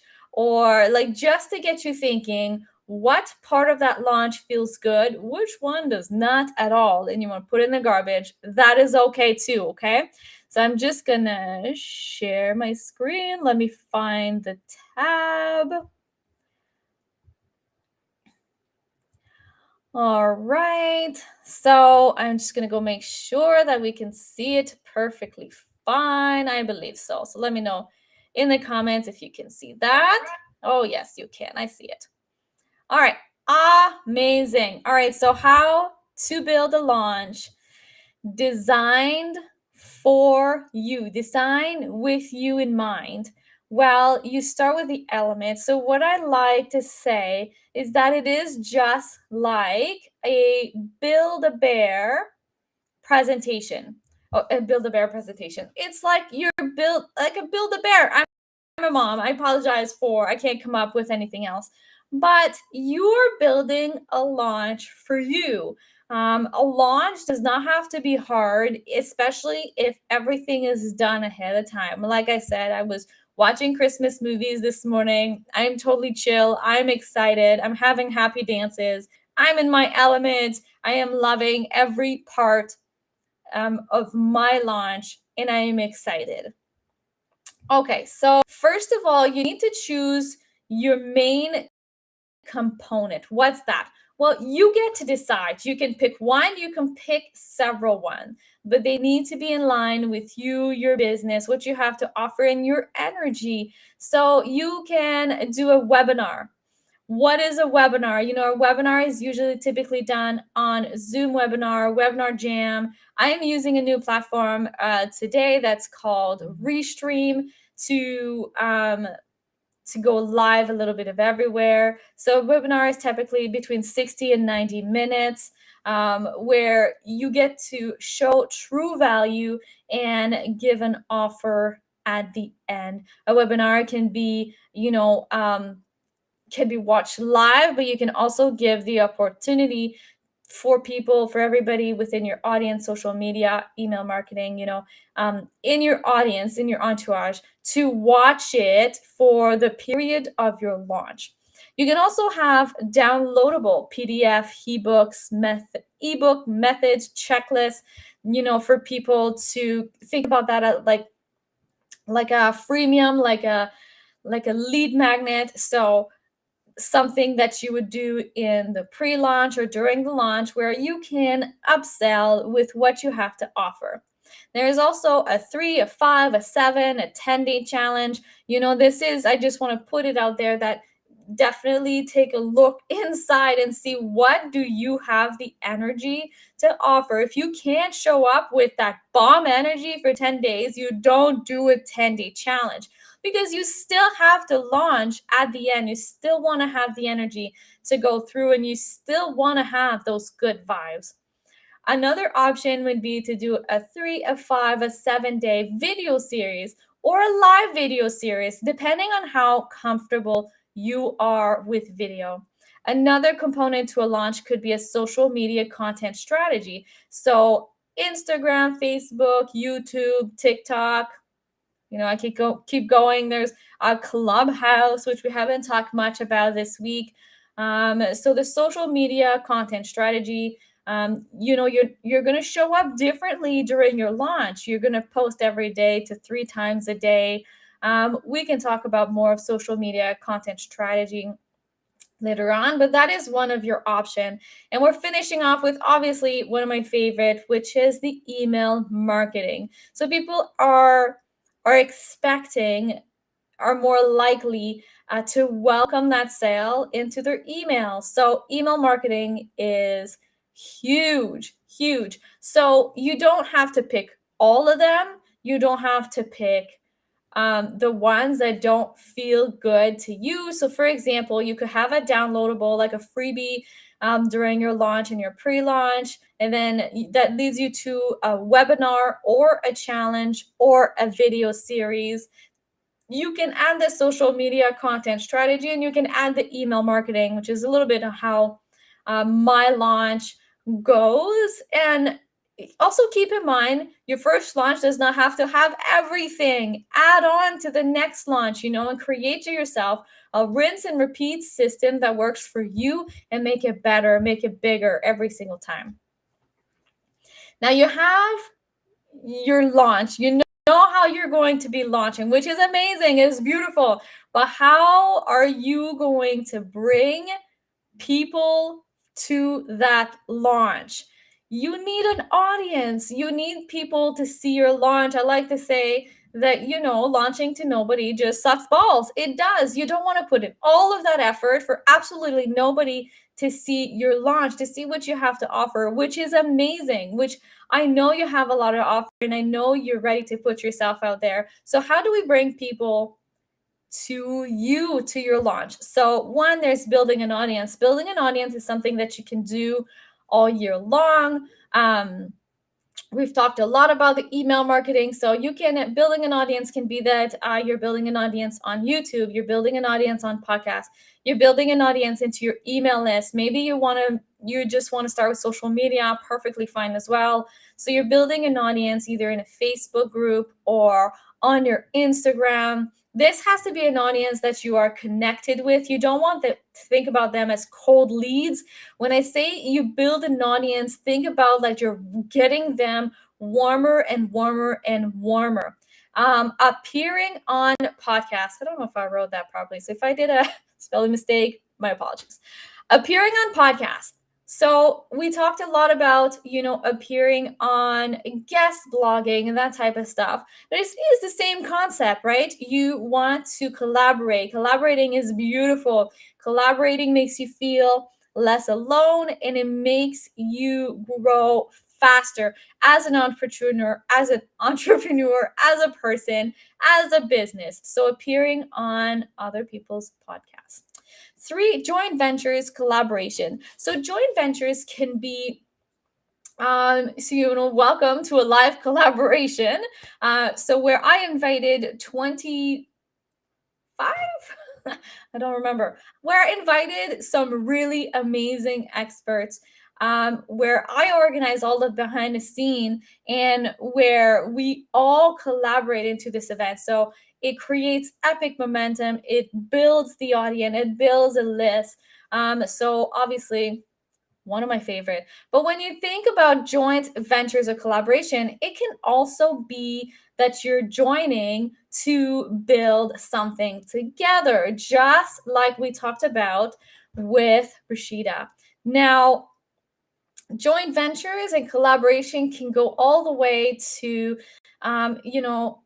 during your promo, during your launch, you're doing live IGTVs and reels. If Instagram is your platform with other, entrepreneur, you can go live on Facebook groups, which is one of the strategies as well.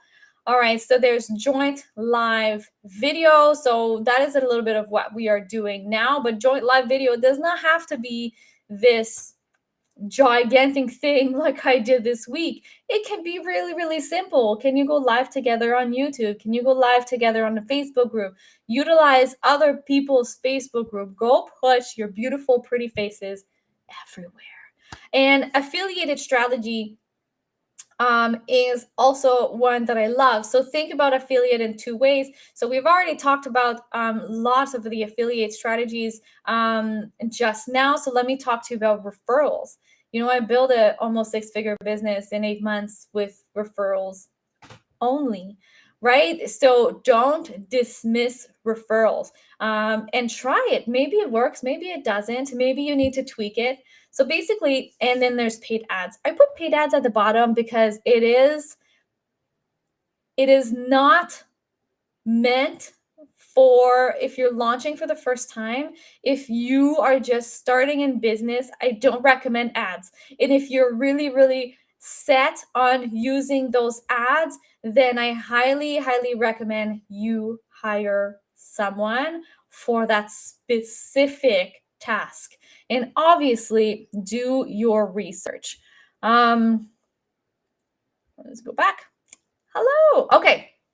So these are, in gigantic terms, sort of the little parts of a launch.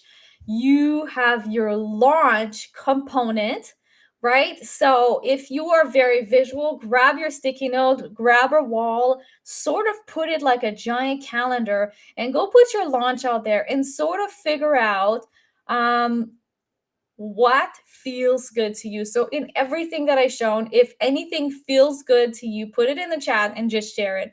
And I'm willing to bet it's not necessarily the same thing that feels good to other people. So if you're really comfortable on camera, a live video series or a video series might feel really good. But if you're not super comfortable and you're just putting yourself out there, well, maybe you want to keep that energy and put it into going live with somebody on Instagram and doing smaller things like that and build up to that live video. Maybe if you're not comfortable with video, the webinar is still an amazing platform or component to use, because you're usually sharing your screen and you can only tell, like you can have your little face in a corner, so it's not, my big face on the screen, and you're following along with the slides, so you don't get to forget what you're talking about, that type of stuff, right? But if a webinar really does not speak to you at this time, why not do a challenge? A challenge can get you, maybe it's less stressful.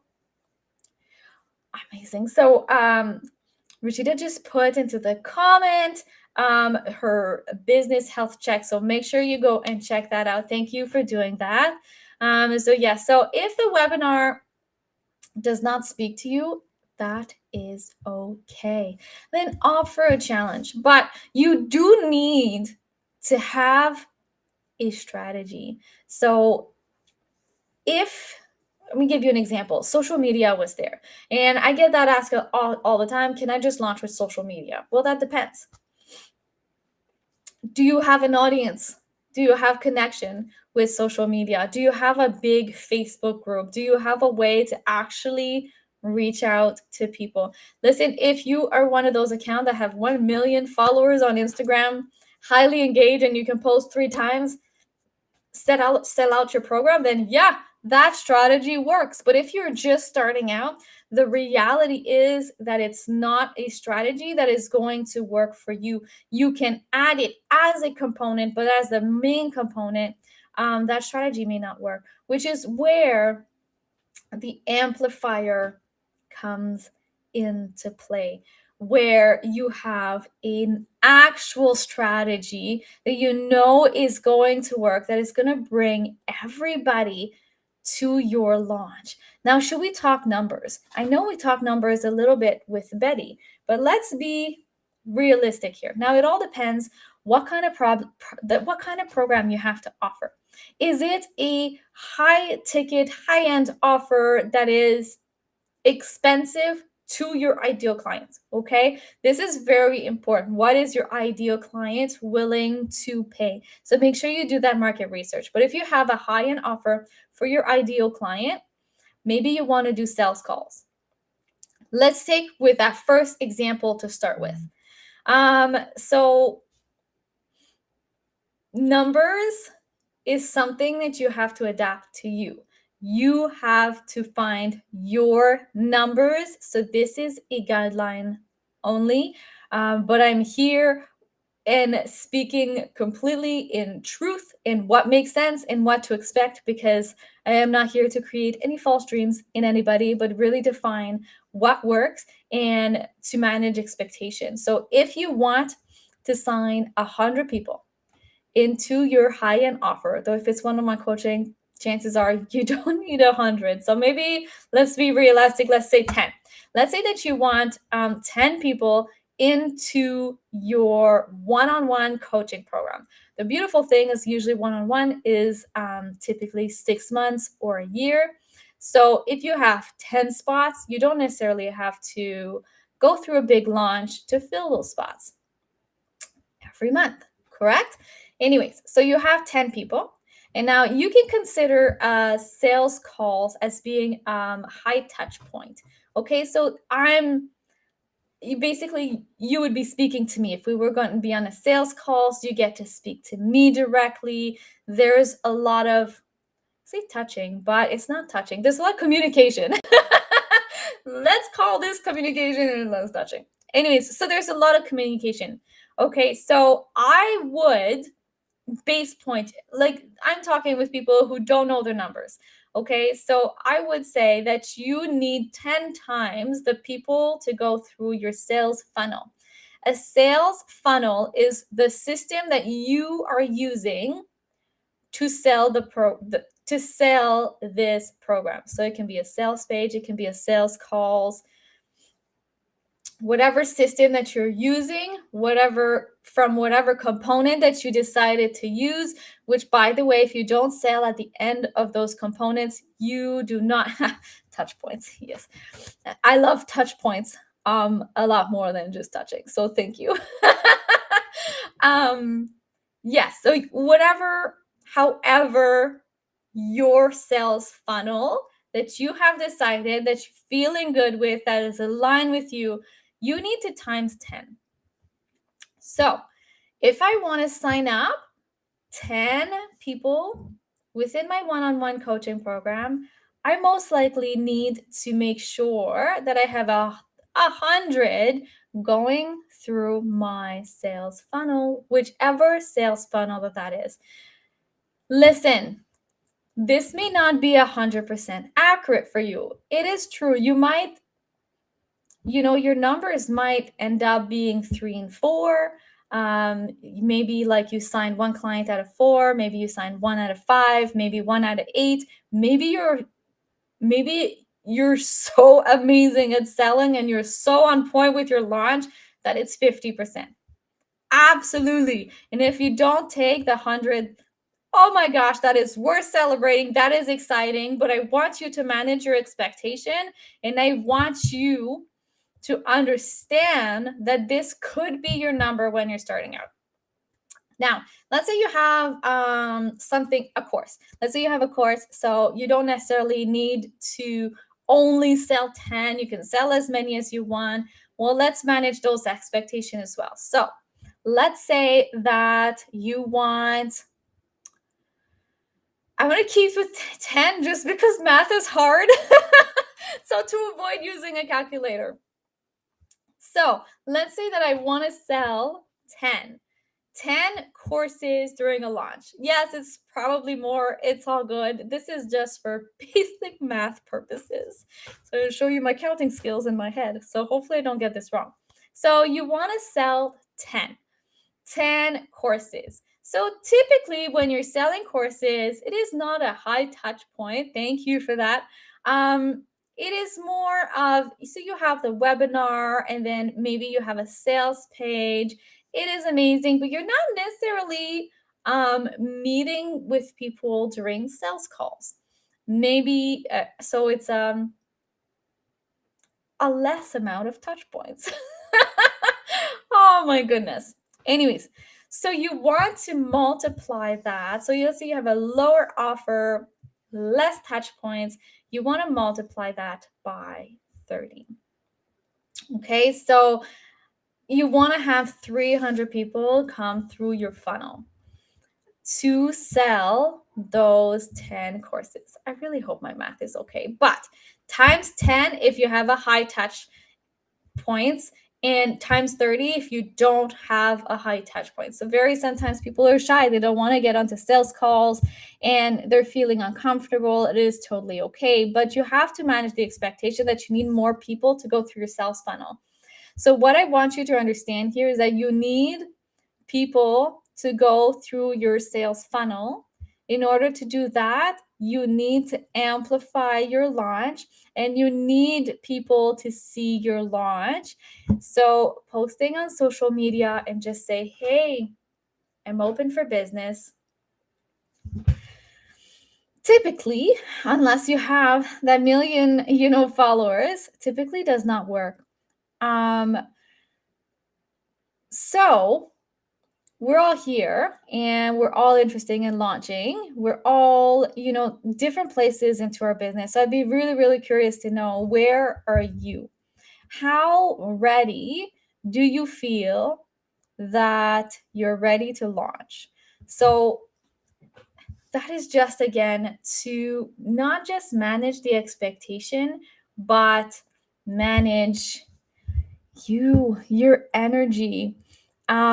If a lot of the things that I said feels overwhelming, maybe launching next month is not where you're at, and that is absolutely okay. Because maybe where you're at is at the building phase and is at the foundation phase of creating content, getting better at making the sales. I cannot stress this enough. You need to know how to sell before you go through a launch.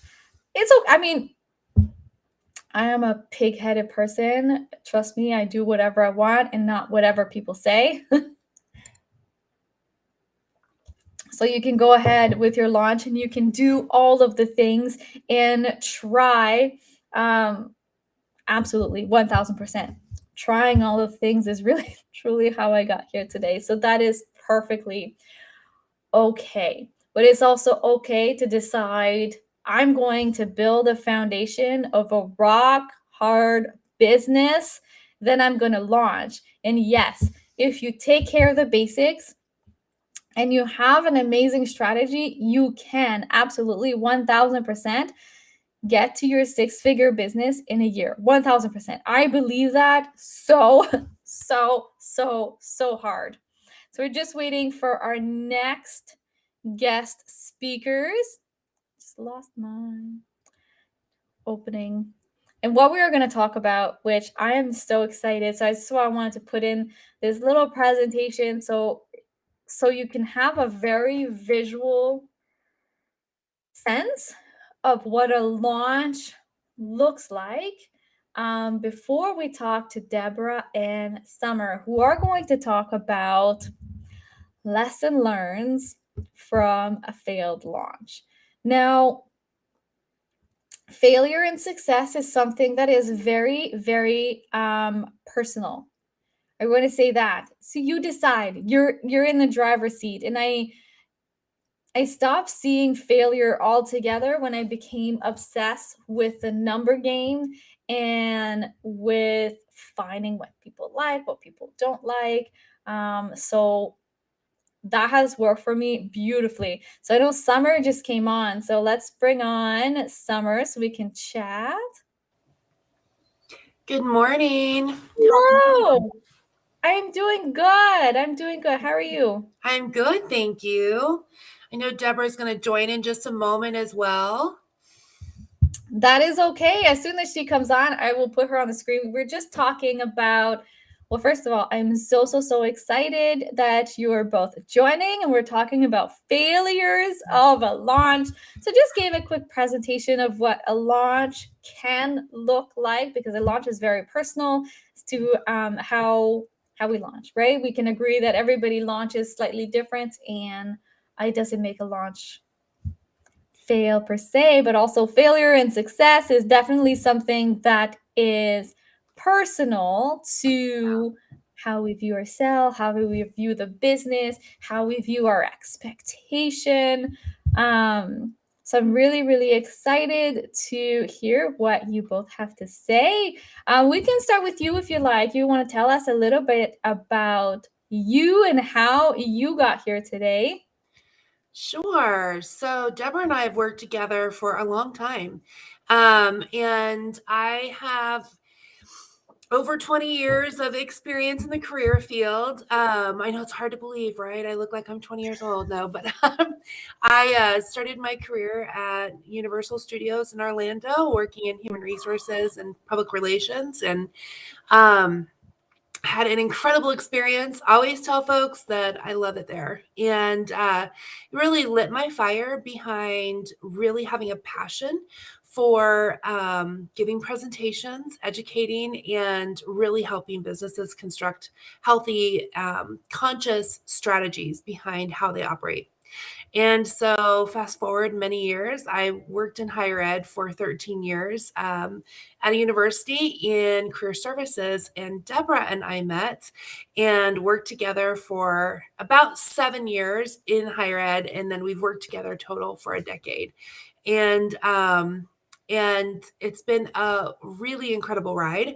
We used to have a business that was focused on business consulting with large organizations and higher education around multi-generational differences. And out of that business, we just kept getting asked over and over again, how did you start your business? Like, how do you do this? How do you get clients? How do you do all these different pieces and parts? And even though that was not initially what our previous business was about, we spent so much time talking with folks about it, and we had a passion behind it. And so Deborah and I decided that we would conceived Moxus LLC, and the rest is history, where we help entrepreneurs launch and grow their businesses, really focusing on the growth and the thriving that comes with scaling your business. And so we have enjoyed thoroughly working with entrepreneurs in those early stages.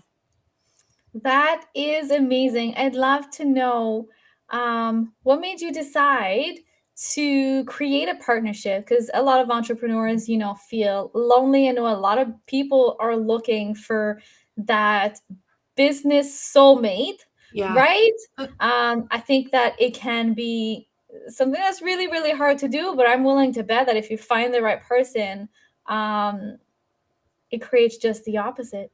Yeah, that's a really good point. I don't know, I worked in higher ed, like I mentioned, and so it was really common that it was very common that higher ed folks would instruct incoming students to not make the mistake of living with their best friend from high school, because it was going to be a different experience. I did that in college, and I lived with my best friend my freshman year. And even though we're still friends to this day, it was not a good situation for us to live together. And we found that out pretty quickly our freshman year.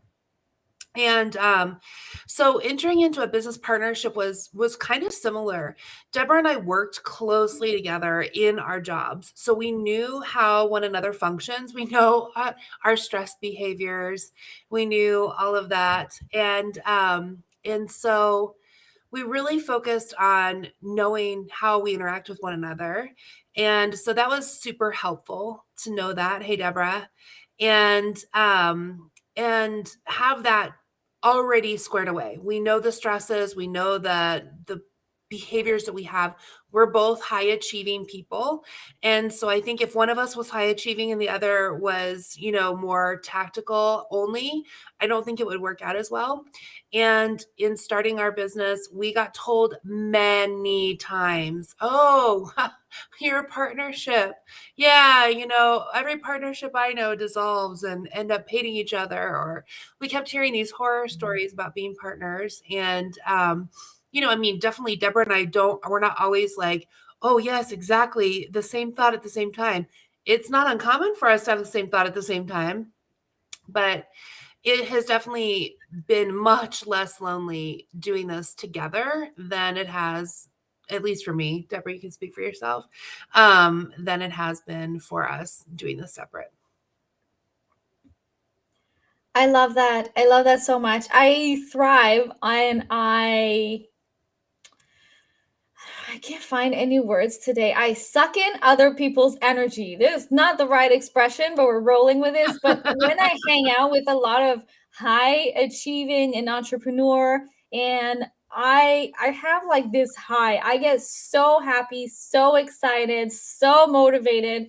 And I will really often, so I know Mel is listening, and Mel is a designer, right? So we're not in the same business, but I get so excited. I'm like, oh my gosh, what do you think about this? What do you think about this? And it's true that it can get so lonely. Maybe I'm an empath, maybe.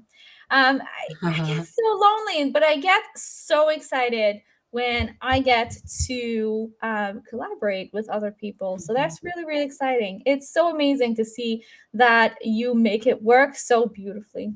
Oh, well, thank you.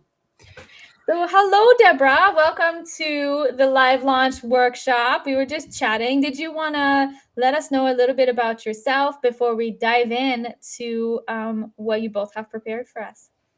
Yes, and I apologize. I was on earlier and then I had to hop off. For those who are mompreneurs in the group, I apologize if you hear a screaming toddler downstairs, but you do not have to apologize. I speak on behalf of everybody.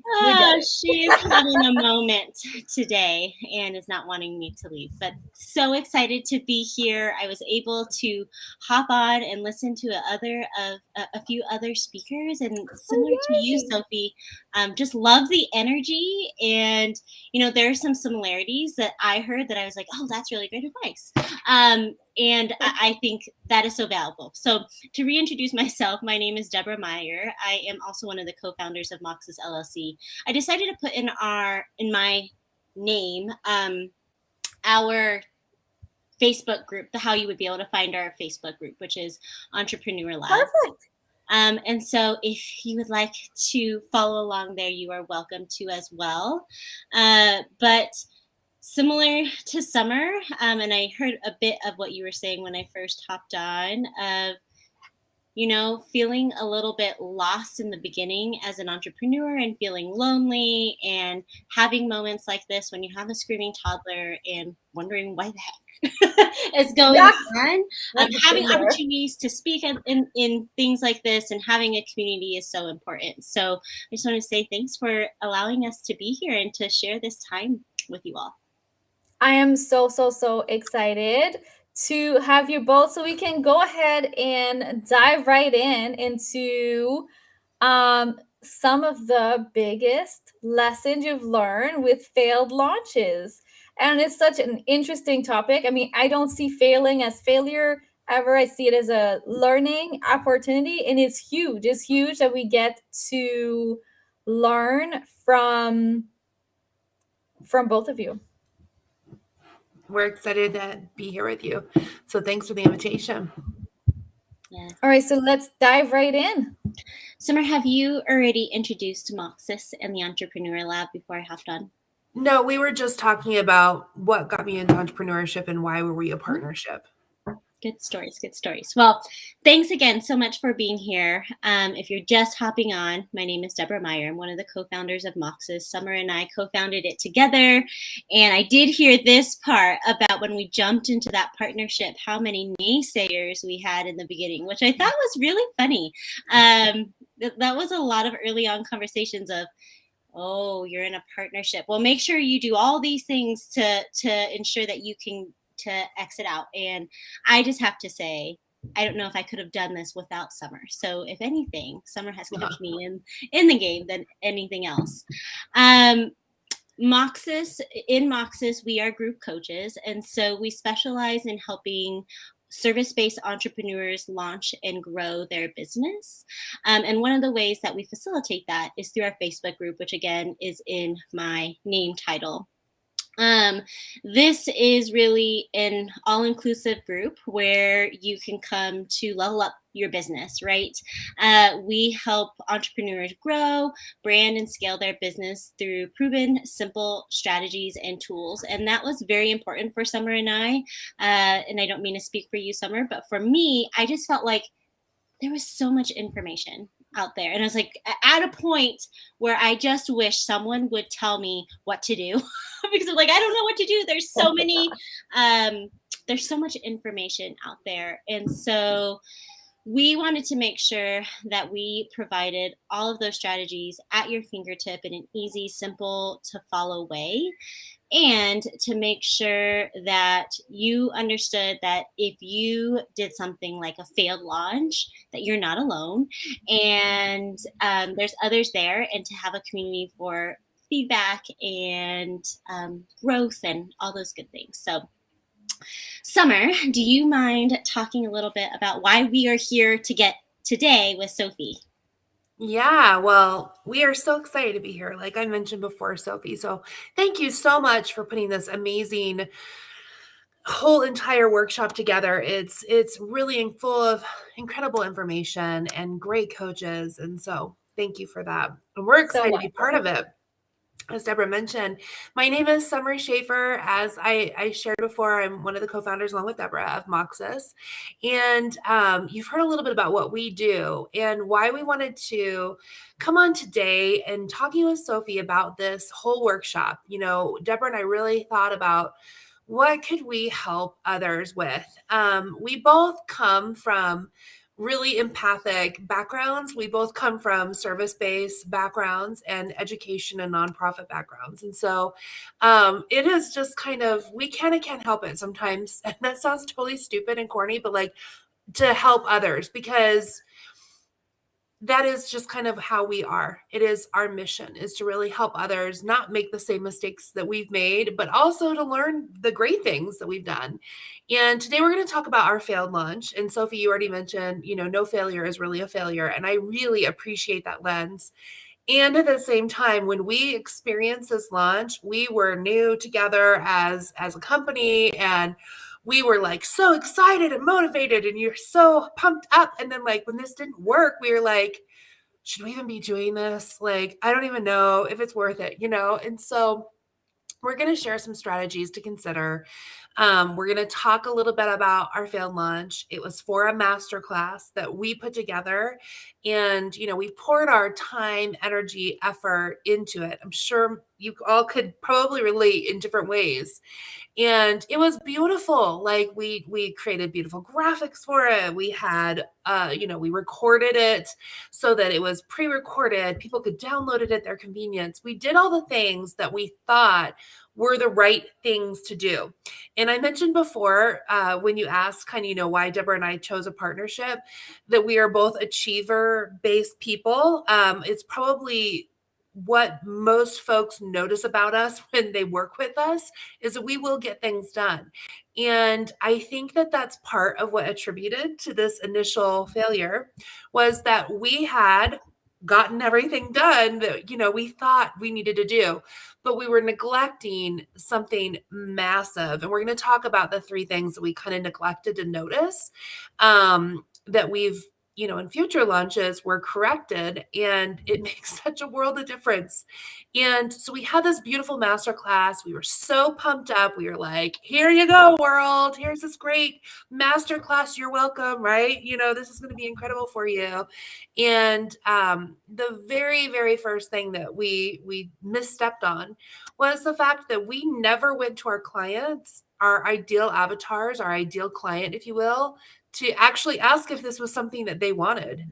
We did no market research whatsoever, which I mentioned, I have over a 20-year career in marketing. Like, you would think that we would have thought about that, but something about this whole situation, we were blinded to that fact. And so we just dove right into creating what we believed would be really, really useful to our audience, and had absolutely zero time invested in making sure our audience actually wanted that content. And so that is tip number 1 from us. It is not just a suggestion. It's not just a best practice. It is a vital practice in our book that now we know, before we really go in depth of creating anything, whether that's a masterclass or an accelerator or anything, before we dive into really creating something that we hope will help our ideal avatar, we ask our ideal avatar. And that can be through a number of different ways. We have the Entrepreneur Lab where we ask things. We have groups that we participate in where we do that market research. It doesn't have to be expensive, number 1. Our market research is typically free. Number 2, it doesn't have to take a lot of time to do it. It's just something that is an absolute must. Hey, we're thinking about putting together a blank. You fill in the blank. What are your thoughts on that? Or what are must-haves if we did this? And really doing that market research up ahead of time. And this is all going to lead into number 2, the thing that we did wrong that led to our failure. And Deborah, I'm going to let you talk about that. Summer and I have had multiple conversations where we just laugh about this now because we were so excited. We probably had hundreds of sticky notes on the wall and we were like, this is the perfect one. Why wouldn't they buy that, right? So Summer mentioned the list or who we are marketing to. And I don't know if Summer, you got into this before, but prior to building our business coaching business, we were speakers on multi-generational inclusion across in the workplace. And that was very successful for us, right? We still consult with companies on multi-generational inclusion in the workplace. And so that was our list. It was our supporters. It's people that we've worked in with. We had a lot of folks that were in higher ed, et cetera, et cetera.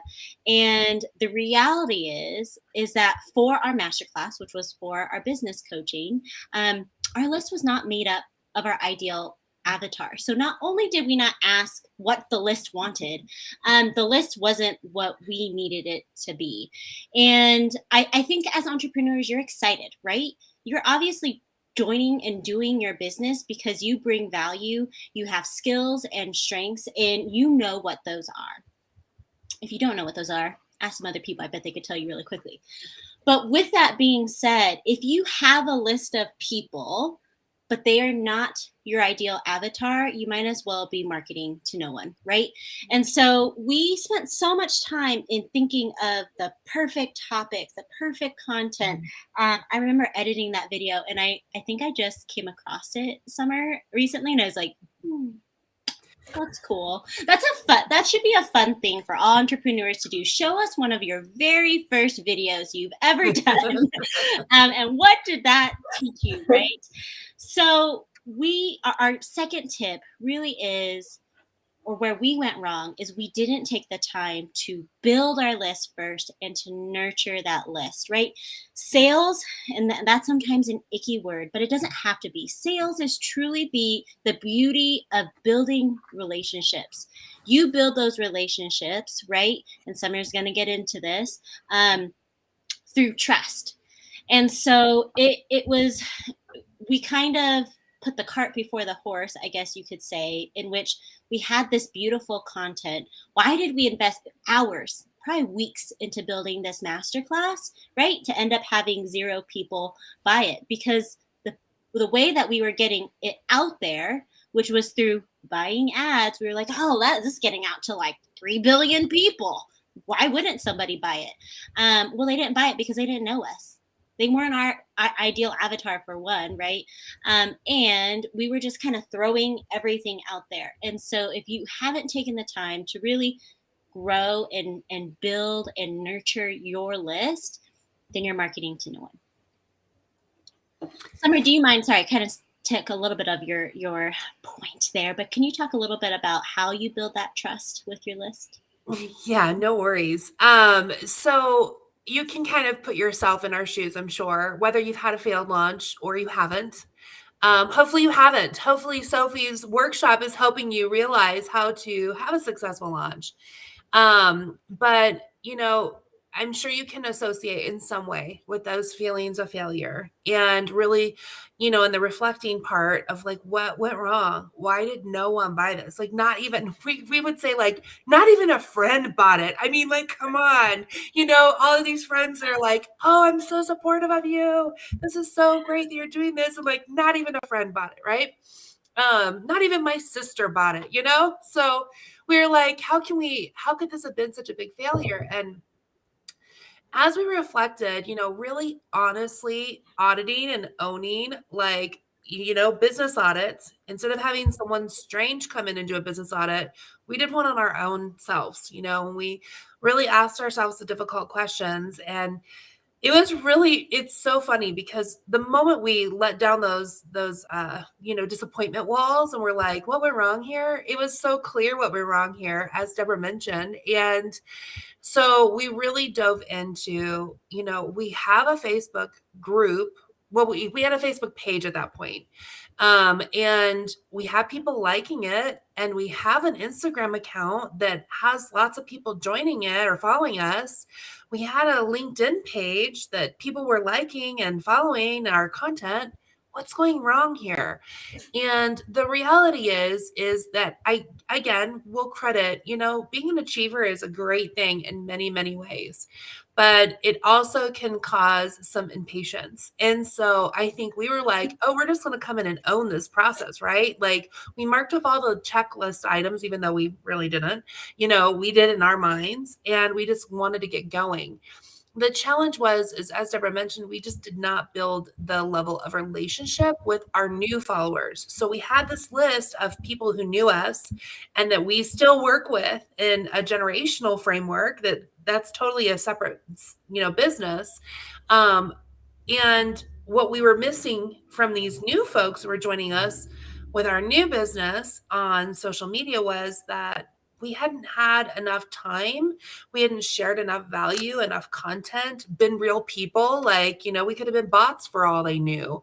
And we really needed to take that time. Now, I am the first to say that when you hear that, you might be let down a little bit. Like, I don't have time. Like, I need this to work right now. I'm a single parent. I am the only income in my household. And so trust me when I say I get that feeling real time.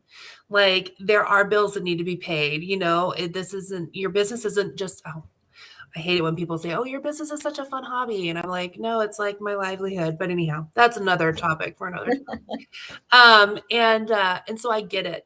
We're not talking months. We're not talking long periods of time. We're talking consistency, and we're talking authenticity. And so when you can be authentic, when you can be relatable, when you can consistently post content and relate to those that are commenting or liking your content and build those relationships, it doesn't take a long time to do that. It just takes that consistency to be there. And then suddenly your sales are more relationship bound.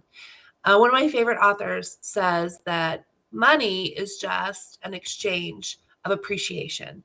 And I think that's super true when it comes to selling your products as a business owner, when you have taken the time to build those relationships, because it's no longer this person's paying me for this thing that they may or may not want. You know that person, they know you, and they're just showing their appreciation for what you have to provide. Deborah, I know you have a little bit more to share, and so I'll let you dive in. I really like that quote, Summer.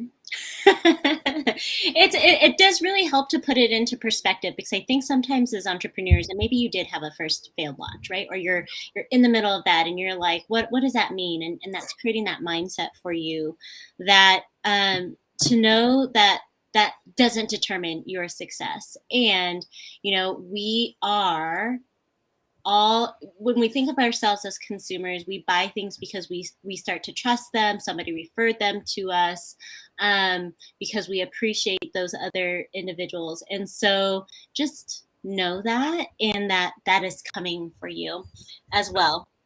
I think for us, our ideal avatar in Moxus, in terms of our business coaching, are oftentimes who are starting out or struggling, or they're hearing all these competing things and they just need a clear path, right?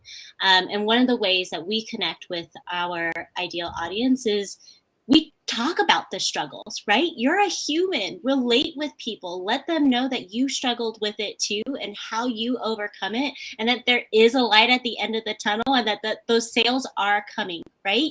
And those launches, those sold out launches are coming, and to learn from these mistakes, and to learn from the mistakes of all the wonderful people here today that are talking now from their areas of expertise is so important. I know that we're out of time and it's about to be, it's Q&A, No, it's right? okay. It's okay. Yeah, keep going.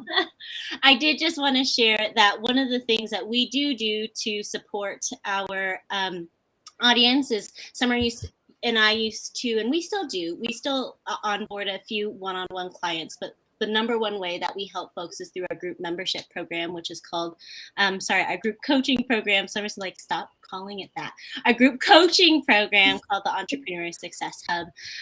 If you'd love to learn more about it, again, feel free to reach out to us. We're happy to talk about it. But if you are looking for a potential group that is there and supportive to you, we do multiple different things in our membership. And like Summer said, we started on a shoestring budget. We really did, and coaching was not accessible to us in a financial way.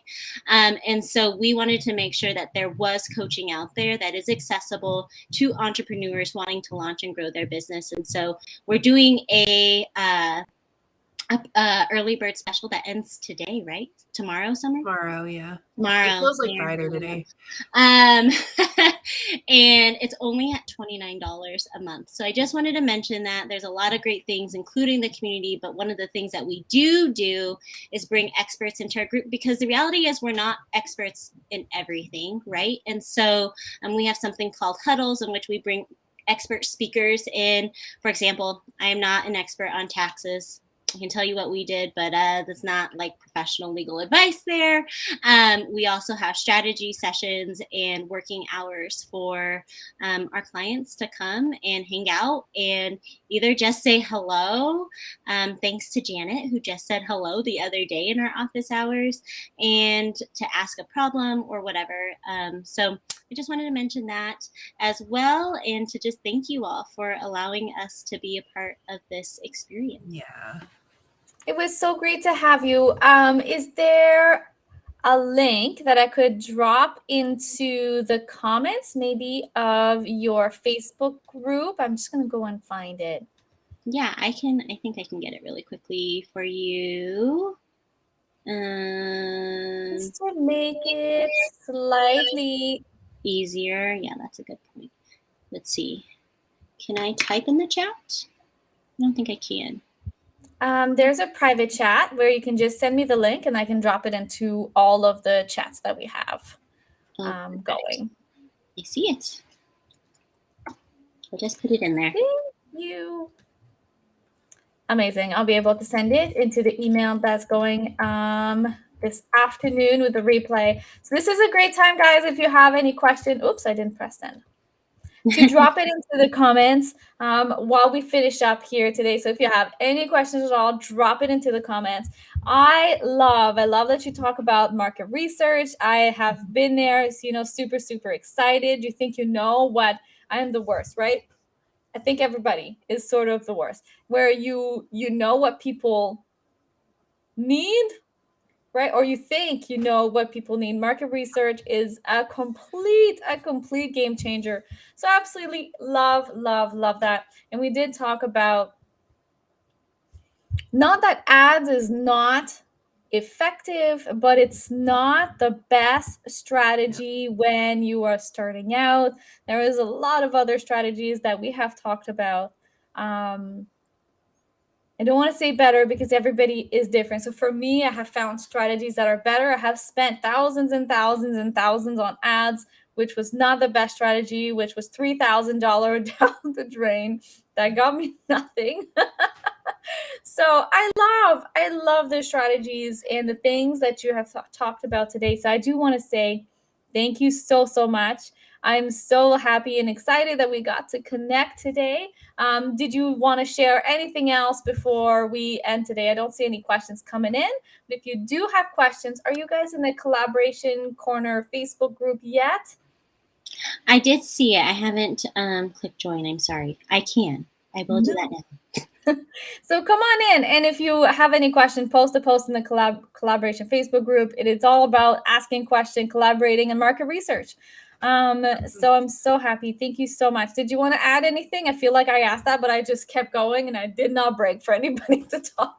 Thank you so much, Sophie, for having us today and for putting this amazing workshop on. And I will just add that market research also, now that we actually are doing it and we do it consistently, it's also been a huge confidence saver. Sometimes we'll not hear what we want, right? Sometimes we'll hear that idea that you love is not the best idea. But even those times, it doesn't bother us because we didn't invest more time in that idea. We just had the idea, right? But it's been a huge confidence booster, like with our group coaching program. When we were doing marketing research on that, I told Deborah I would get off interviews. Deborah would get off interviews with people that are our ideal avatars. And it's like, oh my gosh, we're doing the right thing. And so even though I spoke poorly about not doing it, and that's not a good thing, it can also be that confidence boost you need sometimes as a business owner, especially when you're doing it on your own. I love that so much. Now, I love that you are both in such an amazing partnership. We can all see that this just works for both of you. Now, I know that maybe it's not possible for everybody to create that partnership, but would you say that at the very least having an accountability buddy could be something not just as amazing as something completely different, obviously, because I'm willing to bet that your personality just complements each other. So maybe, one is not as great as graphic as the other. One maybe is better with sales calls or things like that. But there's certainly things that you have learned from each other, from working with each other, that can be complementary, right? Absolutely. There's so many ways to have a partnership, but without the legalities of it, right? Summer and I are in a legal contract together. We are true business partners, and accountability buddies is a great one. Having a collaboration partner in multiple different topics. That's a great way to build your audience, to borrow an audience. And then there are ways to just gain support. It like true friendships, right? And I think that is what surprised me the most in the entrepreneur community, is that I thought it was just going to be competition. But what I have experienced is a lot different, that folks, we want to support each other, right? We all have our specific niche. We all have our specific talents. And when we can come together, the magnitude of that is so much greater than what you would accomplish by yourself. I love that. I love that a lot. Yeah. So I have tons of times where I have felt lonely, and accountability buddy has been sort of like a lifeline, I Yeah. want to say. And it's not even because I can't do it. It's not because I don't know how to do it. It's just to have that extra person in your corner sometimes is just everything. Yeah. Agreed. And I think that's incredible that you can speak to that value. And if you ever need a lifeline, you now know how to contact us. No, but like, I also think too that there is some really big benefit in just being vulnerable and being authentic with people. We often hear, I think, on social media, what do they call it? Like the holiday card or something. Like social media is only about, wow, look at me, I'm awesome. And all these awesome things only happen in my, my life. I never have bad things happen. And just really trying to destigmatize talking authentically. Like, hey, we had a failed launch, help me figure out what happened if you don't have a partner, or can you give me some feedback? This just isn't playing out the way I wanted it to. It's so nice for that aspect of things too. Just have somebody to process with, like you were sharing. Absolutely. I think that we have to stop being in the mindset of doing everything on our own. Yeah. And reach out to other people, whether it's having a coach, whether it's having a mentor, whether it's being in a group program, whether it's having an accountability partner. But one of my biggest advice, I think, is literally to stop doing shit on your own. So Yeah. I love that we finish off the day with both of you, because you have such a beautiful partnership. So thank you again for coming on today. And joining us and sharing those top tips for your failed launch learning experience. Thank you so much, Sophie, for putting this together. Many failures to talk about. No, kidding. I mean, it's life, but everybody has failed at something. Everybody has learned along the way. If you don't learn, this is probably when you're failing, if you're not learning, right? It makes those successes so much greater, right? Those successes wouldn't feel, I think, as great without those. So it does. Thank you again for coming on, for chatting, and we'll chat with both of you soon. Bye-bye. All right, so how absolutely amazing was today. So as a reminder, if you want to send me your freebie, your lead magnet, you can send that to me at sophieriley.ca, and I will give you some honest to God feedback. I am an honest person. I think we all know this by now, but I will give you some honest feedback. And then today I'm going to upload a series of video on how to create a very, very simple funnel and start your email list. I will put the link into the email today, but it'll just be on the YouTube channel. So Sophie Riley, you can go check it out. It's where I'm going live from every day this week. So it's not something that you have to do today, but it's something that might take you 20 minutes to an hour if you're having some problems with the design. But you'll see that one of my advice that I give everybody is to keep it simple, and just, you can always go back and you can always, tweak things to make it better after, but having something could be better and could give you a little confidence boost as well, that you're ready to put it out there, so that you're ready. So tomorrow I'll give you a few templates for your welcome sequence just to get you started And again, if you missed what I said earlier, please, please, please make them yours. Make them reflect you and your personality, because that is the opposite of growing. Okay, so you want to make sure that they're yours. You want to make sure that they reflect you so that you're able to attract that ideal client. So I don't see any comments or questions. Obviously, reach out in the Facebook group, on Instagram, into the emails, wherever you want. If you have any question, I absolutely cannot wait to chat tomorrow. Tomorrow we have an amazing lineup. We have 2 neuro coaches. We have an insane presentation for growing exponentially during a 12-hour launch. And we have some podcast tips for you. So if you're a guest on a podcast, we have some tips. So it's going to be an incredible, incredible, incredible day. My 2 guests that are neuro coaches is Carol Register and Alex Leanne. So they're very good. So if you feel like you're procrastinating, if you feel like you are stuck, if you feel like mindset is where you're stuck, this is where they live. This is their jam. So bring all of your questions. If you can't watch live, just send me the questions by email so I can make sure that I ask those questions for you and you can catch it later. So I hope you have an amazing, amazing afternoon, and I can